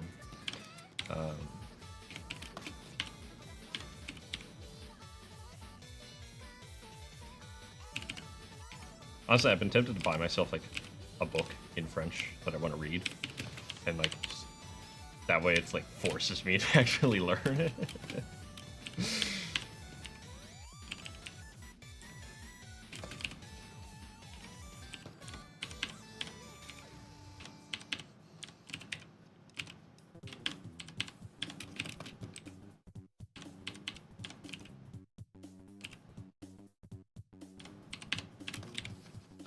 But yeah, no, I know very, very basic things in Japanese. And even then, like, not really. I mean, certain bad English dubs, yeah. You know, it's kind of funny, because, like, when I eventually started watching anime, because, like, I'm gonna be perfectly honest, I despised anime growing up. And truth be told, like, part of me kind of still does, but I can appreciate aspects of it.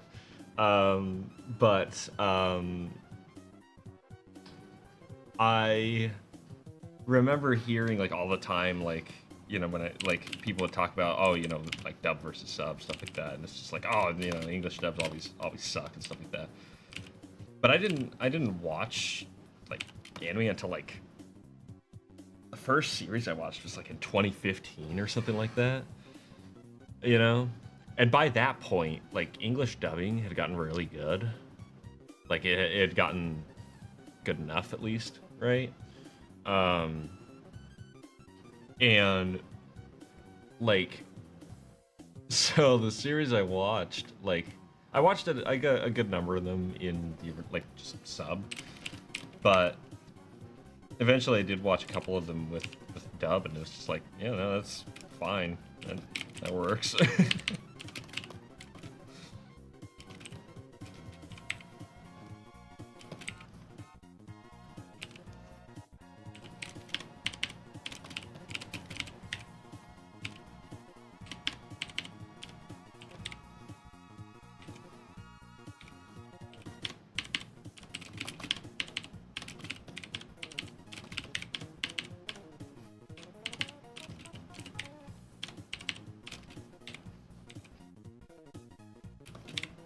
Yeah, no, French would be cool to learn. Honestly, like, part of the reason I want to learn it as well is not just, you know, to be able to read things, but like, technically speaking, like, family history, right? Specifically, I guess what you could call, like, you know, you have, like, in America you have Cajun French, right? And then you have like Creole, which is a like a trade tongue. I think it was like kind of a trade tongue where it's like a lot of different things, right? Including French, a lot of French. But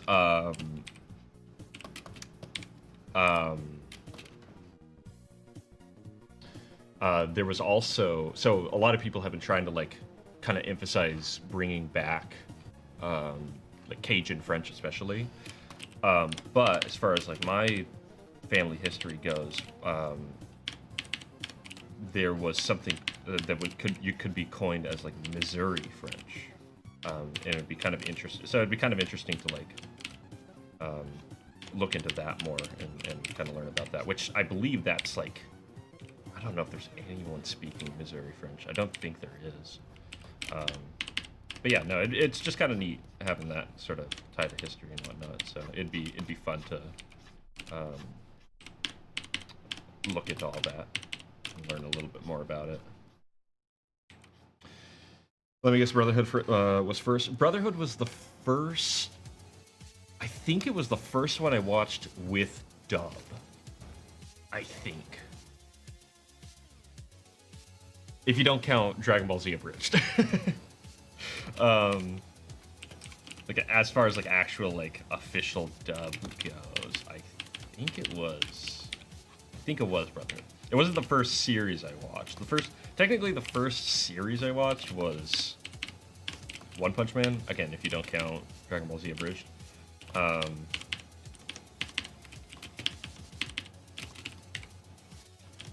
Just fair enough.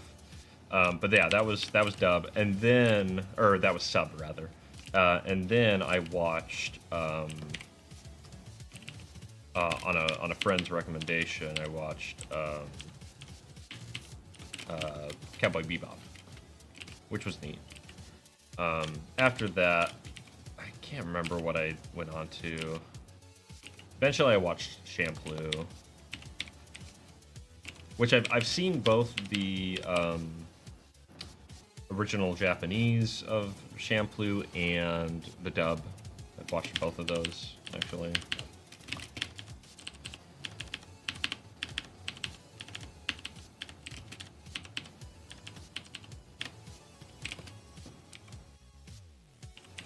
Also, I don't know which one I prefer. I think my kind of logic was like, if it takes place in Japan, then, you know, watch it in Japanese, because like, you know, makes sense, right?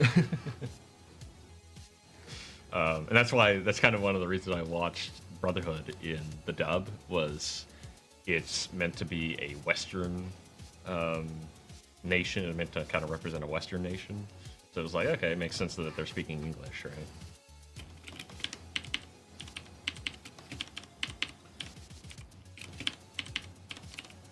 But then I watched Initial D in the English,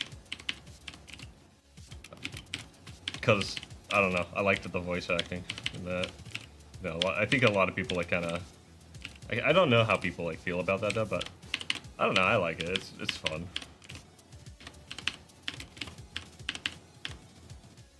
Shampoo over Bebop, 100% actually. Yeah.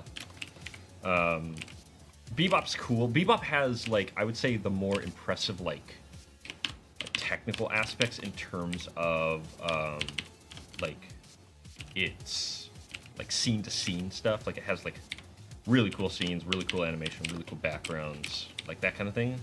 But I like the story of Shampoo better. I just enjoy the series as a whole better than Bebop.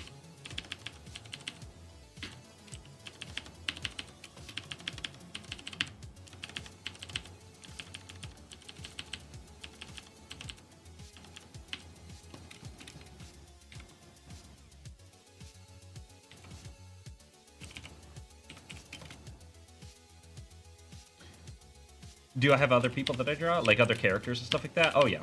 In fact, I have a whole comic I'm working on, which you can read. It's linked down below. And it should the link should actually tell you what it is. And it's very different than, like, something like this. Because this is very, like, charming and cute and everything like that. You know, these characters and everything like that. That story's a little bit more, like, intense, I would say. A bit more, like, grounded. You know, pretty, just has like more mature, I guess you could call it. Nothing like crazy, but more so. But yeah, so I have that I'm working on, and then I have like plenty of other stuff that I need to get around to. Can't do the CG. Oh, I love the CG cars in the first season. It looks better than like frickin' like what's the new one? There's like a new one that they're using CGI cars, and it looks awful because like the motion is really bad, right? At least in the original, like yeah, it looks like a PS2 cutscene, right? Actually, not even. It looks like a PS1 cutscene, honestly. But like, at least like the motion is good. At least like the shots are good and whatnot. I don't know. I find it charming. I like it. They do get a lot better though as time goes on. Like it becomes a lot more like detailed and stuff like that in like the other seasons. But I don't know. I like that. It gives it this like kind of surreal feel, you know? Just having these really like just clearly CGI cars. I don't know. I like that look. I feel like there's kind of a like you could actually really have fun with that, you know, if you were to emphasize it. I've actually seen some CGI artists, like I've talked about them in the past, but like the big one, like Pixels with a Z, is a really good. He's a cool channel to check out. You guys should check him out. He's a 3D animator, and he emphasizes more of that like kind of crunchy, you know, early kind of CGI look, right, where it's clearly a computer, like, drawing the picture and stuff like that, as far as, like, rendering and whatnot. Like, it emphasizes that sort of render technique, sort of, like, dithering kind of look and whatnot. And it gives it a cool, fun feel, you know? It's not afraid to be 3D, you know? It's kind of the way I look at it. And actually is how some other people have pointed it out. Okay. And that is all the main frames done. Okay, so let me go and play this.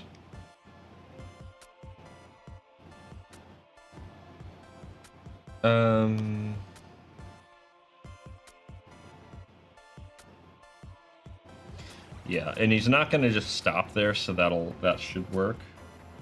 We did have a little bit of a weird hitch there with his leg.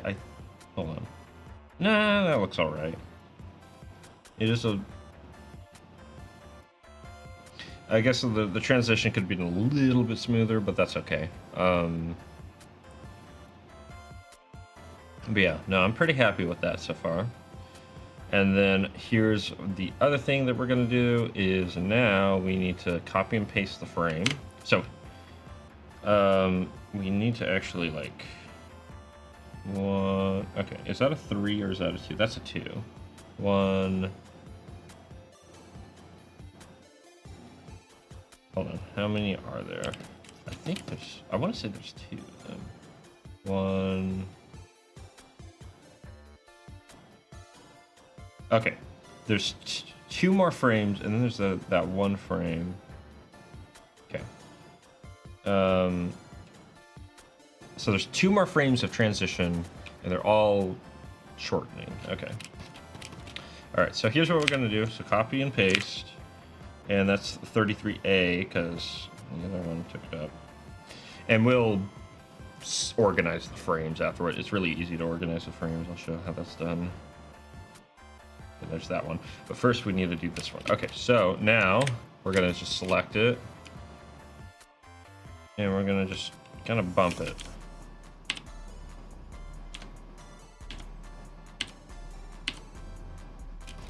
Actually, hold on. We want more down into the right. And we want to be really, hold on. You want to be really subtle with it.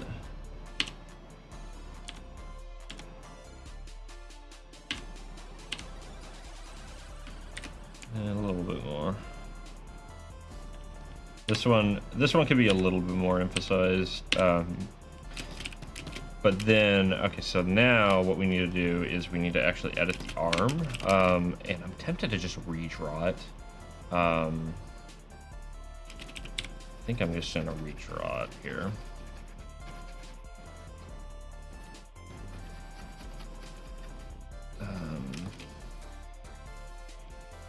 Or maybe we can, hold on, let me try. But this is a good way to kind of save time, is on those like subtle settles and stuff like that. And you know, I do want to, we're gonna just redraw it. And the reason I want to do that is because I want to emphasize the arm movement a little bit more than the body movement. That way, like, it looks a little more natural. And come on.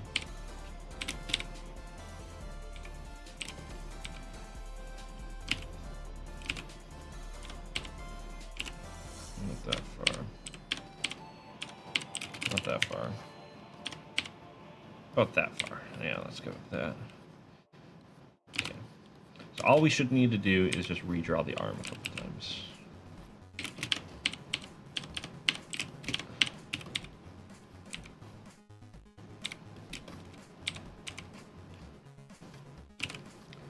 So, and then the sequence will be done as far as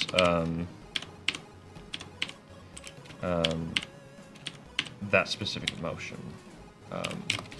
So we need to do the other passes for the wing. The wing, eventually, like, you won't even see the wing, so I'm actually going to, like, stop drawing it after a while, essentially.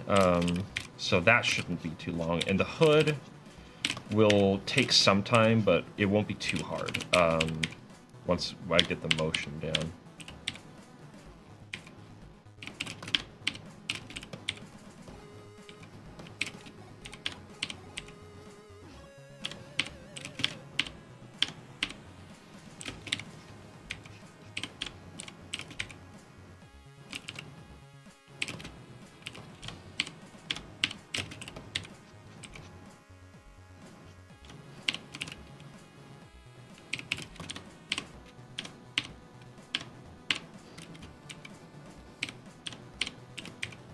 So down here, like that.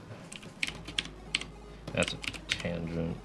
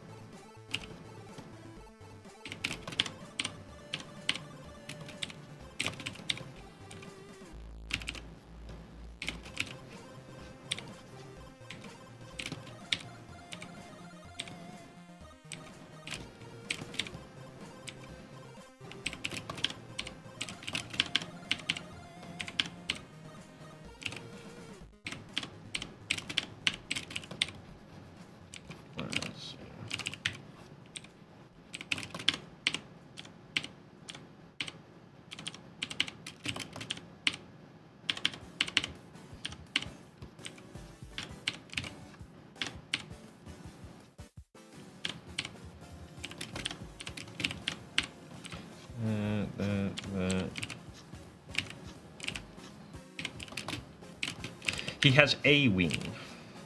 There's a little wing on his back, which you can see at the... Well, you can actually see it right here. But yeah, so he has a wing now, which he lost the other one. And that wasn't supposed to happen.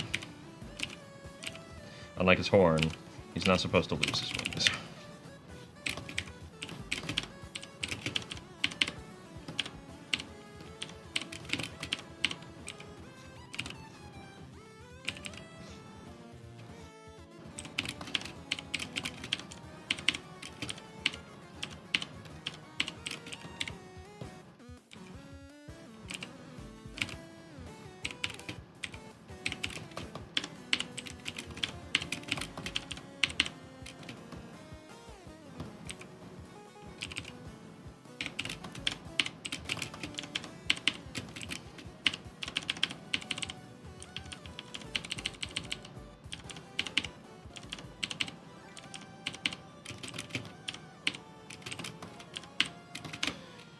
Let's see.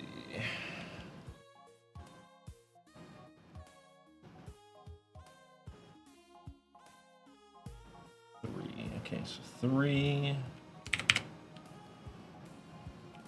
And that should be 33B. And just to be clear, yeah. So this one, we need to be very subtle about this. So we're actually gonna...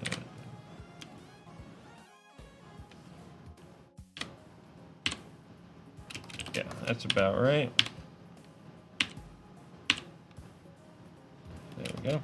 And then, once again, we're going to actually just straight up redraw the arm. Or, hold on, maybe I can get away with... What else do I like to do? Oh, I do stuff with music. Electronics here and there. Stuff like that. I've thought about showing some of those projects here and there in videos and whatnot. Actually, I've been wanting to do a music stream for a while. I think that would be really fun. I have the setup kind of ready to go. It's a little finicky because I work on an analog board that's kind of old and I need to clean it up. So that's kind of been one of the things that's been like, okay, maybe I'll hold off. But at the end of the day, I really should just fire up stream sometime and just have fun playing some music and hanging out.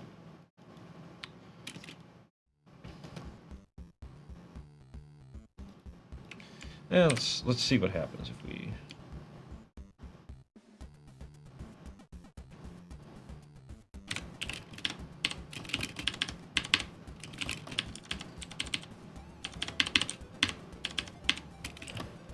And let's do one more frame.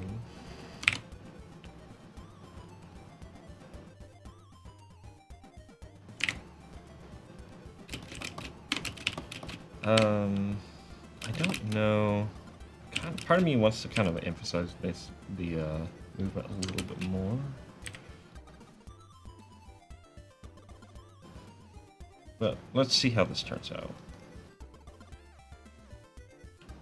Maybe we just stick to it being really subtle. I like that movement. I think the movement's fine. So maybe we'll just stick to that.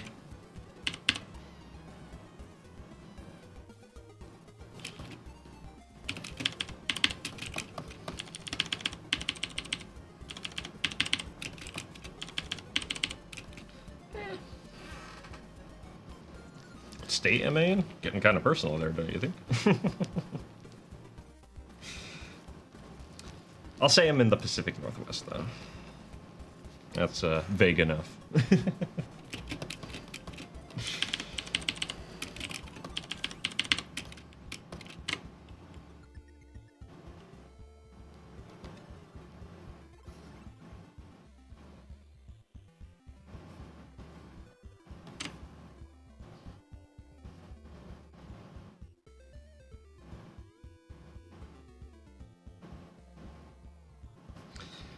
I think that works. I think that works. Okay.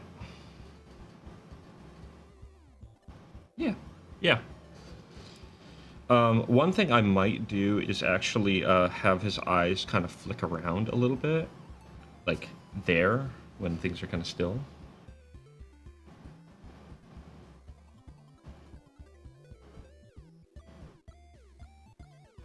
Alright, what time is it? 7:54. We can go for a couple hours. Alright, well, I'm actually really, really happy with how this movement has turned out so far. And that. What's up, Demon? How's it going? You're just in time to see the finished animation! I'm kind of debating whether I should keep going or call it here. Part of me wants to keep going and do the hood now.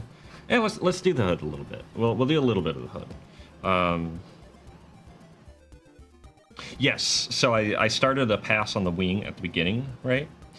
And so that'll be there. I'll have to kind of put it in as I go. But yeah. No, and I think the settle looks good at the end there. Yeah.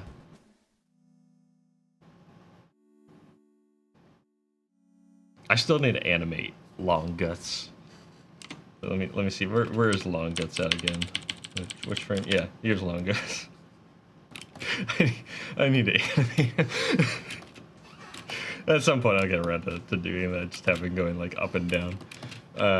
Okay, but let's go ahead and now do one of my favorite parts, which is animating his little hood thingy, because goodness knows I love me some animated. Oops, that's his wing. Oh, the hood. Animating me some hoods. Okay.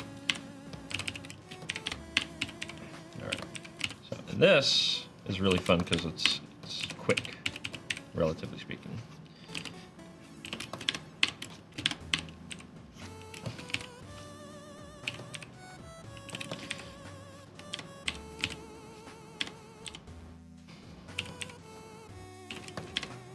And it's a little bell, I think, on the end of his hood. He's a rather noisy character, like as awkward and like shy as he is. He's rather noisy because he's like clomping around with hooves and, you know, like kind of has an awkward step to it. Oops.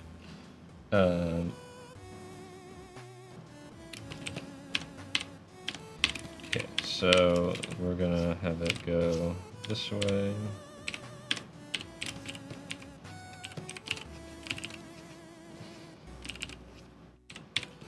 I'm gonna just kind of like...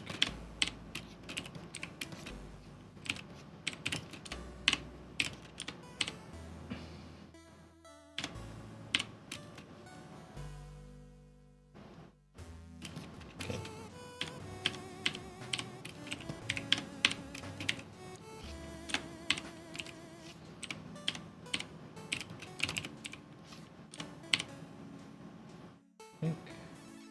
Yeah, let's have it kind of transition up like that.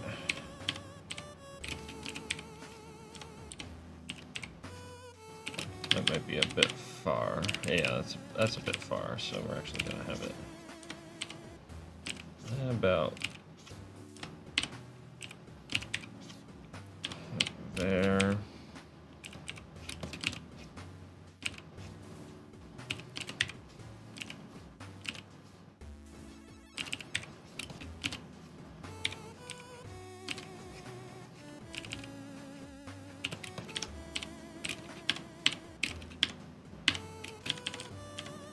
I gotta remember like how far down it goes and like. Okay.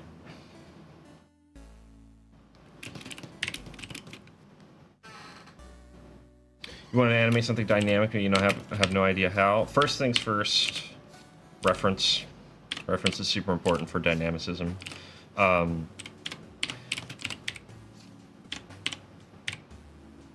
Especially if it's like a fight, something like that, or a character, even like a character like running through like a sequence or something like that, or a scene.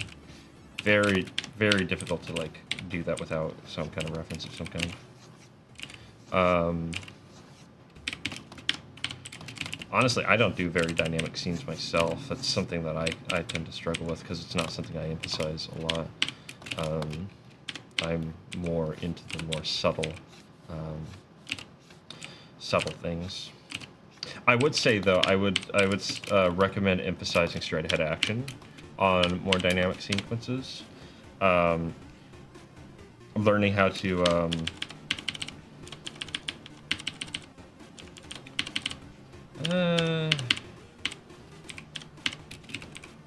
let's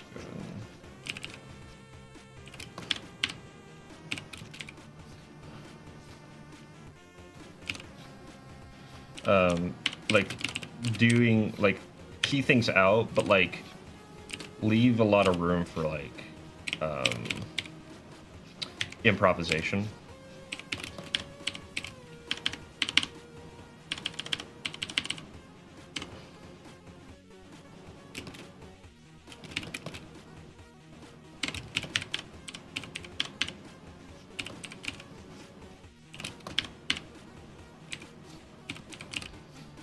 Give me a second here while I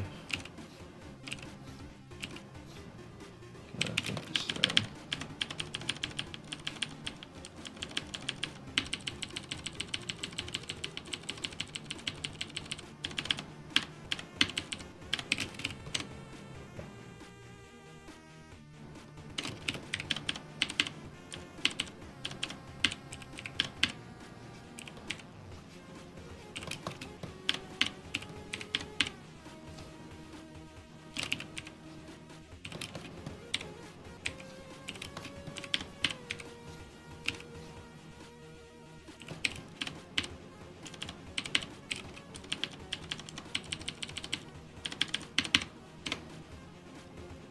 Let's see here.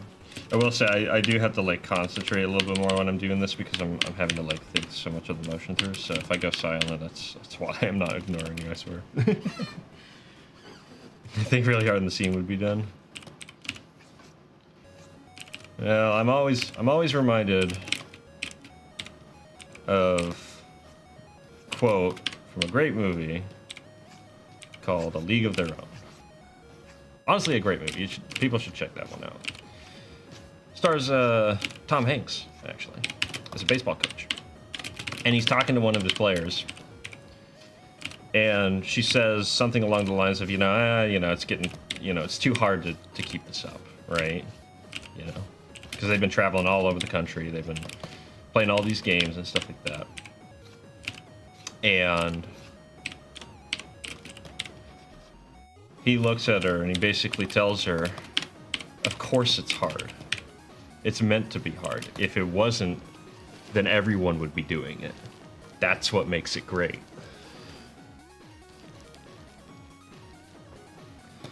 So I like to remember that. I like to remember that and just kind of keep telling myself that as I'm going through and working on something for 50 hours, right? Like, which, hey, we're up to 51 hours on this project. Let's go. Just this one scene alone, 51 hours.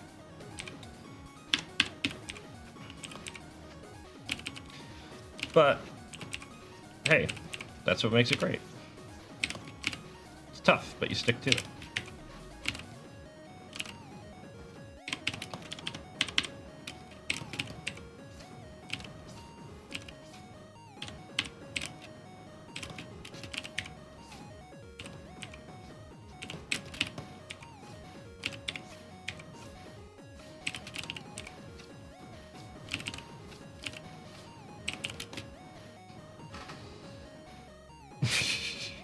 Redhead.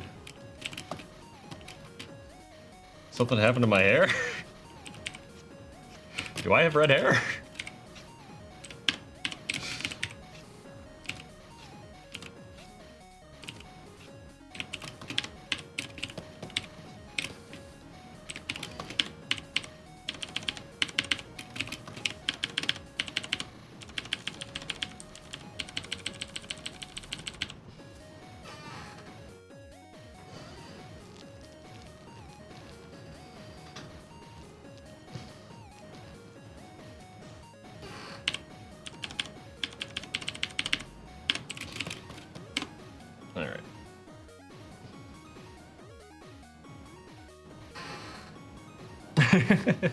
No, I wonder maybe the lighting that because I always have like blue lights or like really like it's kind of golden hour outside, so maybe on the camera it makes my hair look red or something.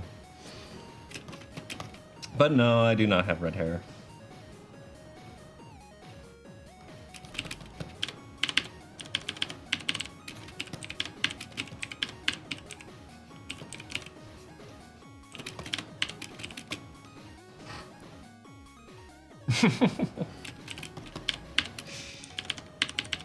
How dare you lie about the color of people's hair?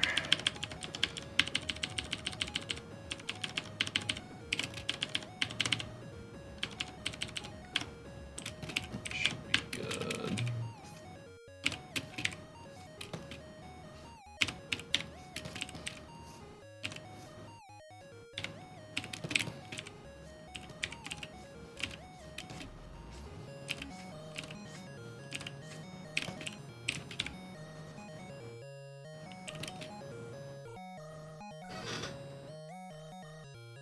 So you're the one with the reddish hair, the light reddish.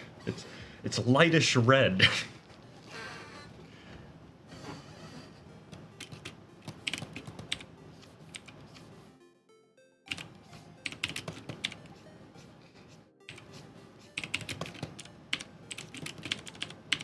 Gosh, it's been a little while since I watched Red versus Blue.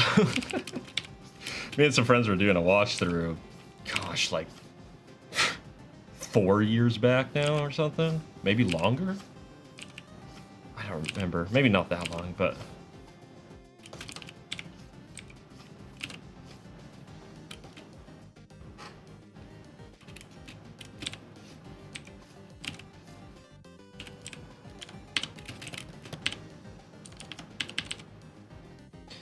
Okay.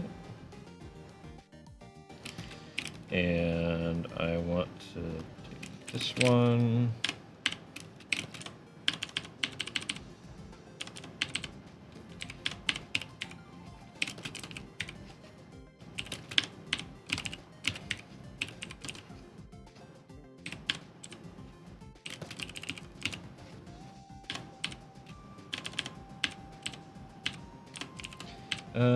Let's move you over here.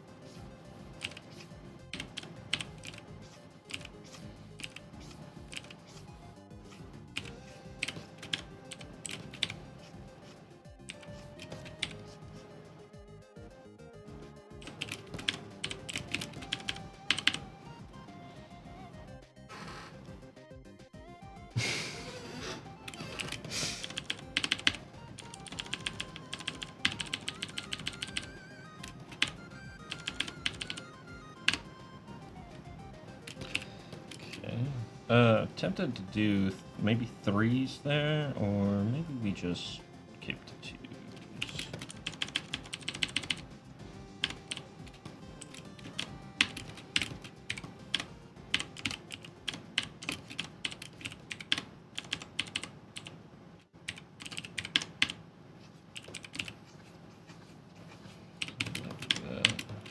Like that. Not quite.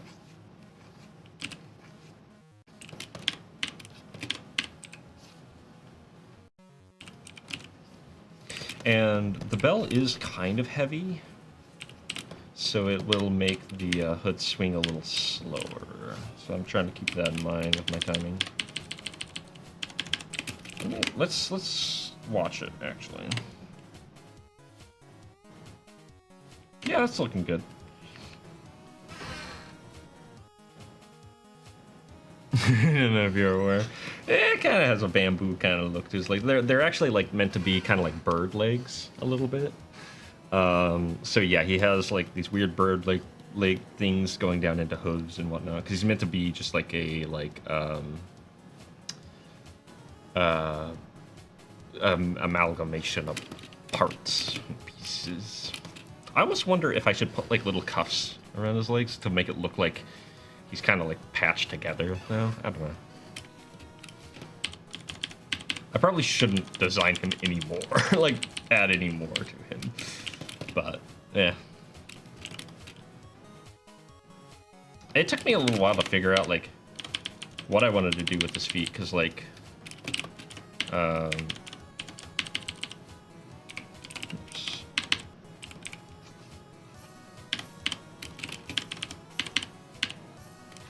because like I wasn't quite sure what I wanted his feet to be. I didn't know if I wanted them to be like bird feet or what, but I settled on hooves because that seemed strange. He's a strange little guy.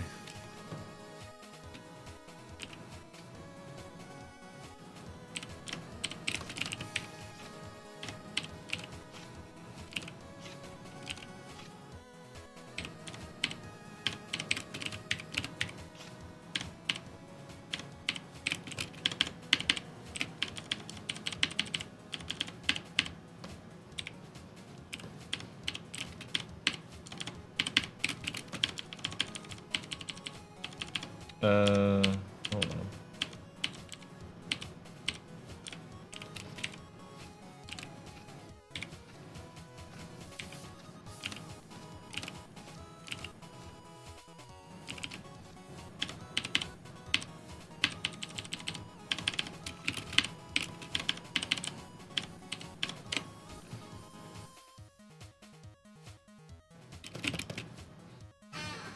How does he stand with those skinny legs? Very carefully. He's like part of what I wanted to do when I animated him. I wanted to like figure out how he would walk, because like keep in mind like the only bones he has are in his arms.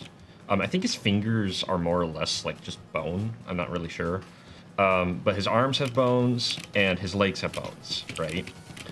His hood, he doesn't have a head. His hood is literally full of like smoke, essentially, right? Like it's literally just like the essence of his head, basically. And so inside of his body is literally just smoke and sand. So so he has to kind of like, he's kind of like a puppet right now. He has to like really like swing his legs around and whatnot. So he's very awkward. So it takes a little bit for him to like be able to stand.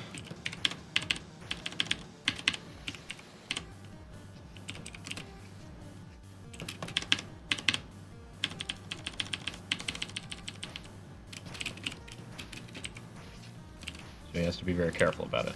That's why he's kind of awkward and falls over.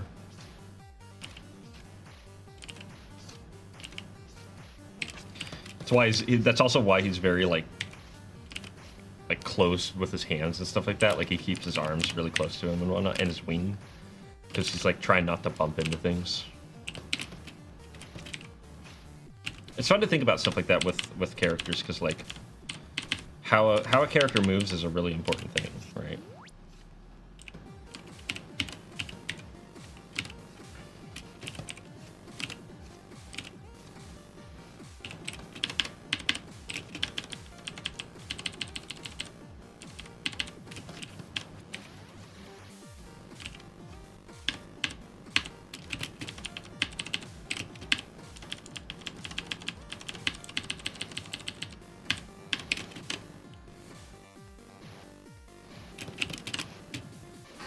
Does he have any friends? He does, actually. He has, like I said, he so the beginning of the story, like, he winds up in the same closet as, like, two other monster kids, in this girl's room, and she kind of, like, befriends them all, essentially. So they hang out.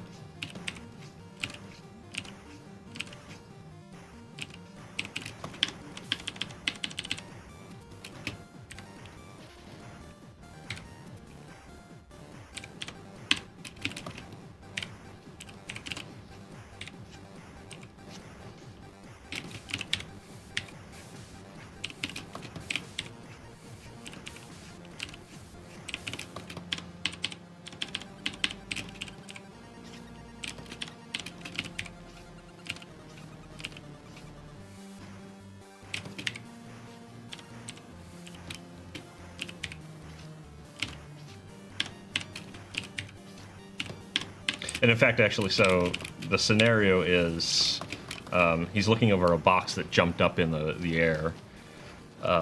That's why he got. That's why he like gets spooked. He like suddenly like jumps up because the box over here is like hopping up in the air. And so, what could be in the box? Well, it just so happens that it's another character named Grem. I'm trying to think. Let me see if I can get a picture of Grem real fast.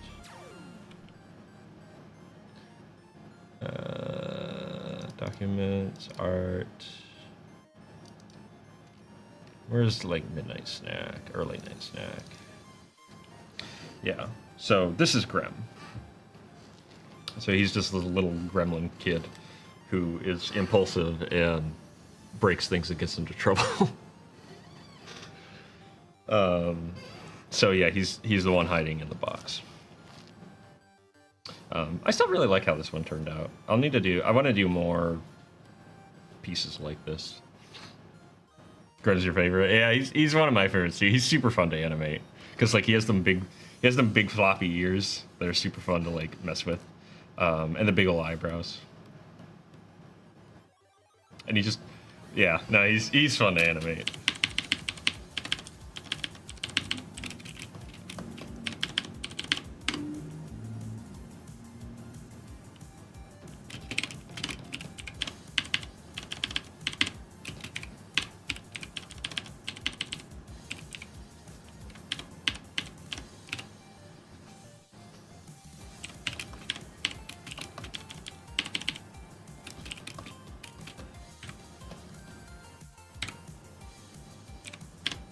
Actually, I have another piece I did that has like, technically it has the whole cast in it, but where is it?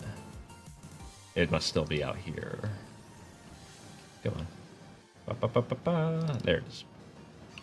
Yeah, I did this piece like 2 years ago. Crap. Wow. Okay. That puts it into perspective. So, yeah, so this is obviously Wicker, you have Grem, and then you have Oob. And Oob is just this like little ghost kid. And yeah, so this is basically more or less the first scene, where she finds them. And I really like that Wicker's eyes are like super glowy. But technically, Grem's are kind of as well. He can see in the dark, so his eyes kind of have a glow to them as well. Yeah, it's crazy. Like, it's been almost 2 years exactly since I did this piece. Which this piece was one of the first ones that I did with all of them. I still don't know like how I'm going to do the idea. I don't know like because there's like storylines with them and stuff like that, right? But like obviously I can't animate this all on my own, right?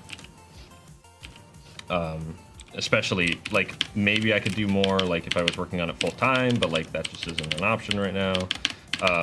Again, maybe one of these days, but like so what I want to do is I want to just start with like some little like shorts to do with them, that's what this is, and then maybe do like some comics or something. It doesn't feel like that long. Yeah, I know, it's crazy.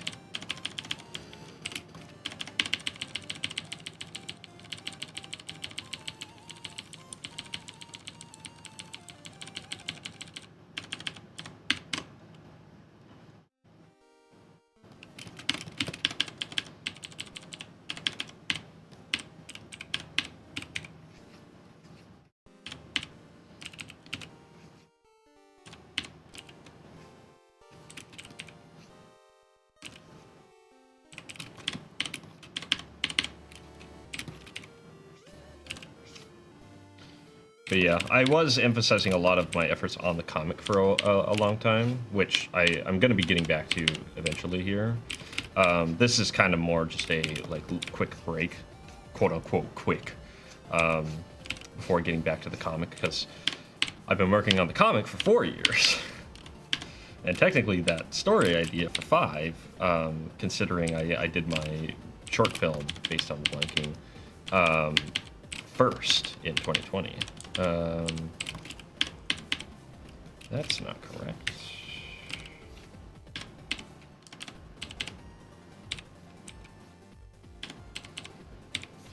So we can fix that.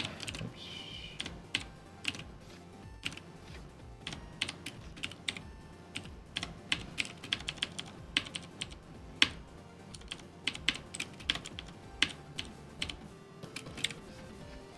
It's not perfect. No. We want it to be more like that. There we go. That's better. And if the line work isn't perfect, then fully. Alright. But yeah. Now these characters are super fun to think of and do stuff with. There actually is another character as well, named Meal, short for Mealworm, who's an imp that they end up meeting eventually. And he has one eye, so he's not very good at baseball. that's another piece I wanna do where it's Meal's trying to pitch and he only has one eye, so he like just keeps completely whiffing it. And he's like keeps arguing that he's like doing just fine, and Grem's like getting frustrated because he's that bad. So I'll get around to that eventually.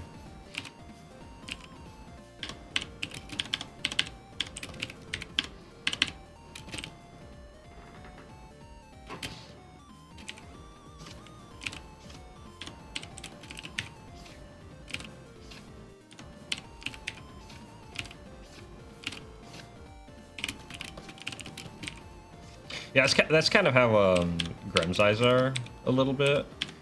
They're a little bit like, kind of like the cat eyes or something like that, you know? Good in low light environments and whatnot.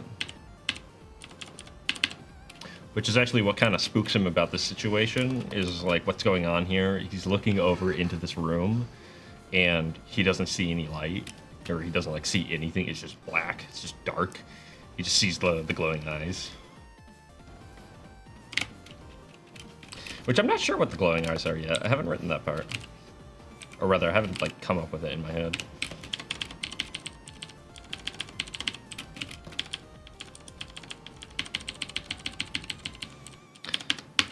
But yeah, he goes out to get a snack and some juice.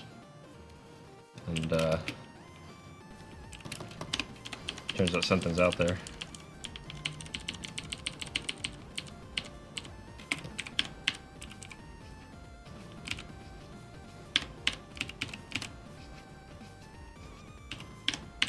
Man, maybe I should just make the whole character a hood. Like just one hood. Because man, this is so much faster. It's so much fun. Come on.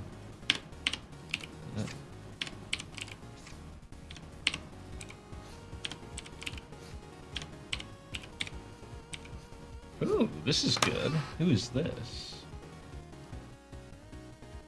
R.R. Thiel? FCP or FGP? I can't. Oh, come on. FCP4. Or is it FOP? This is good. I'll write this down.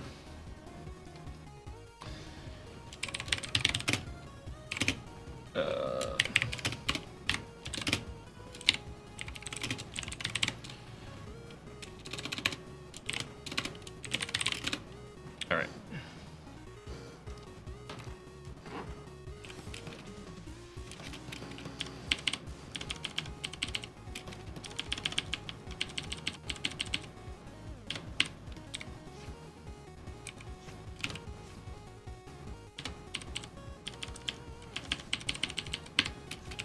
It is a little wiggly, but that should be fine. I'm not going to be too discouraged by that.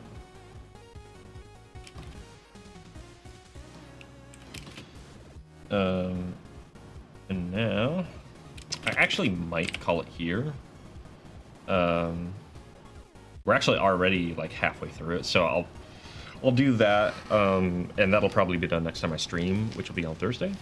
Time is it? Okay, we've gone for about 2.5 hours. Okay. Not the worst. Eventually I do want to do longer streams, but again, I'm trying to avoid sitting for too long, and I've already been sitting for over 2.5 hours, so. Eventually, I want Mondays to be like a really like just work on stuff like all day kind of day, but still in that recovery mode, so getting over some stuff. But yeah, so this is where we're kind of at. Let me just kind of be playing this in the background here. I'm really happy with the movement. I'm really happy with like how the hood's coming out. That settle at the end looks really good. There's little things, but I'm really happy with this overall. So I'm pretty encouraged by that.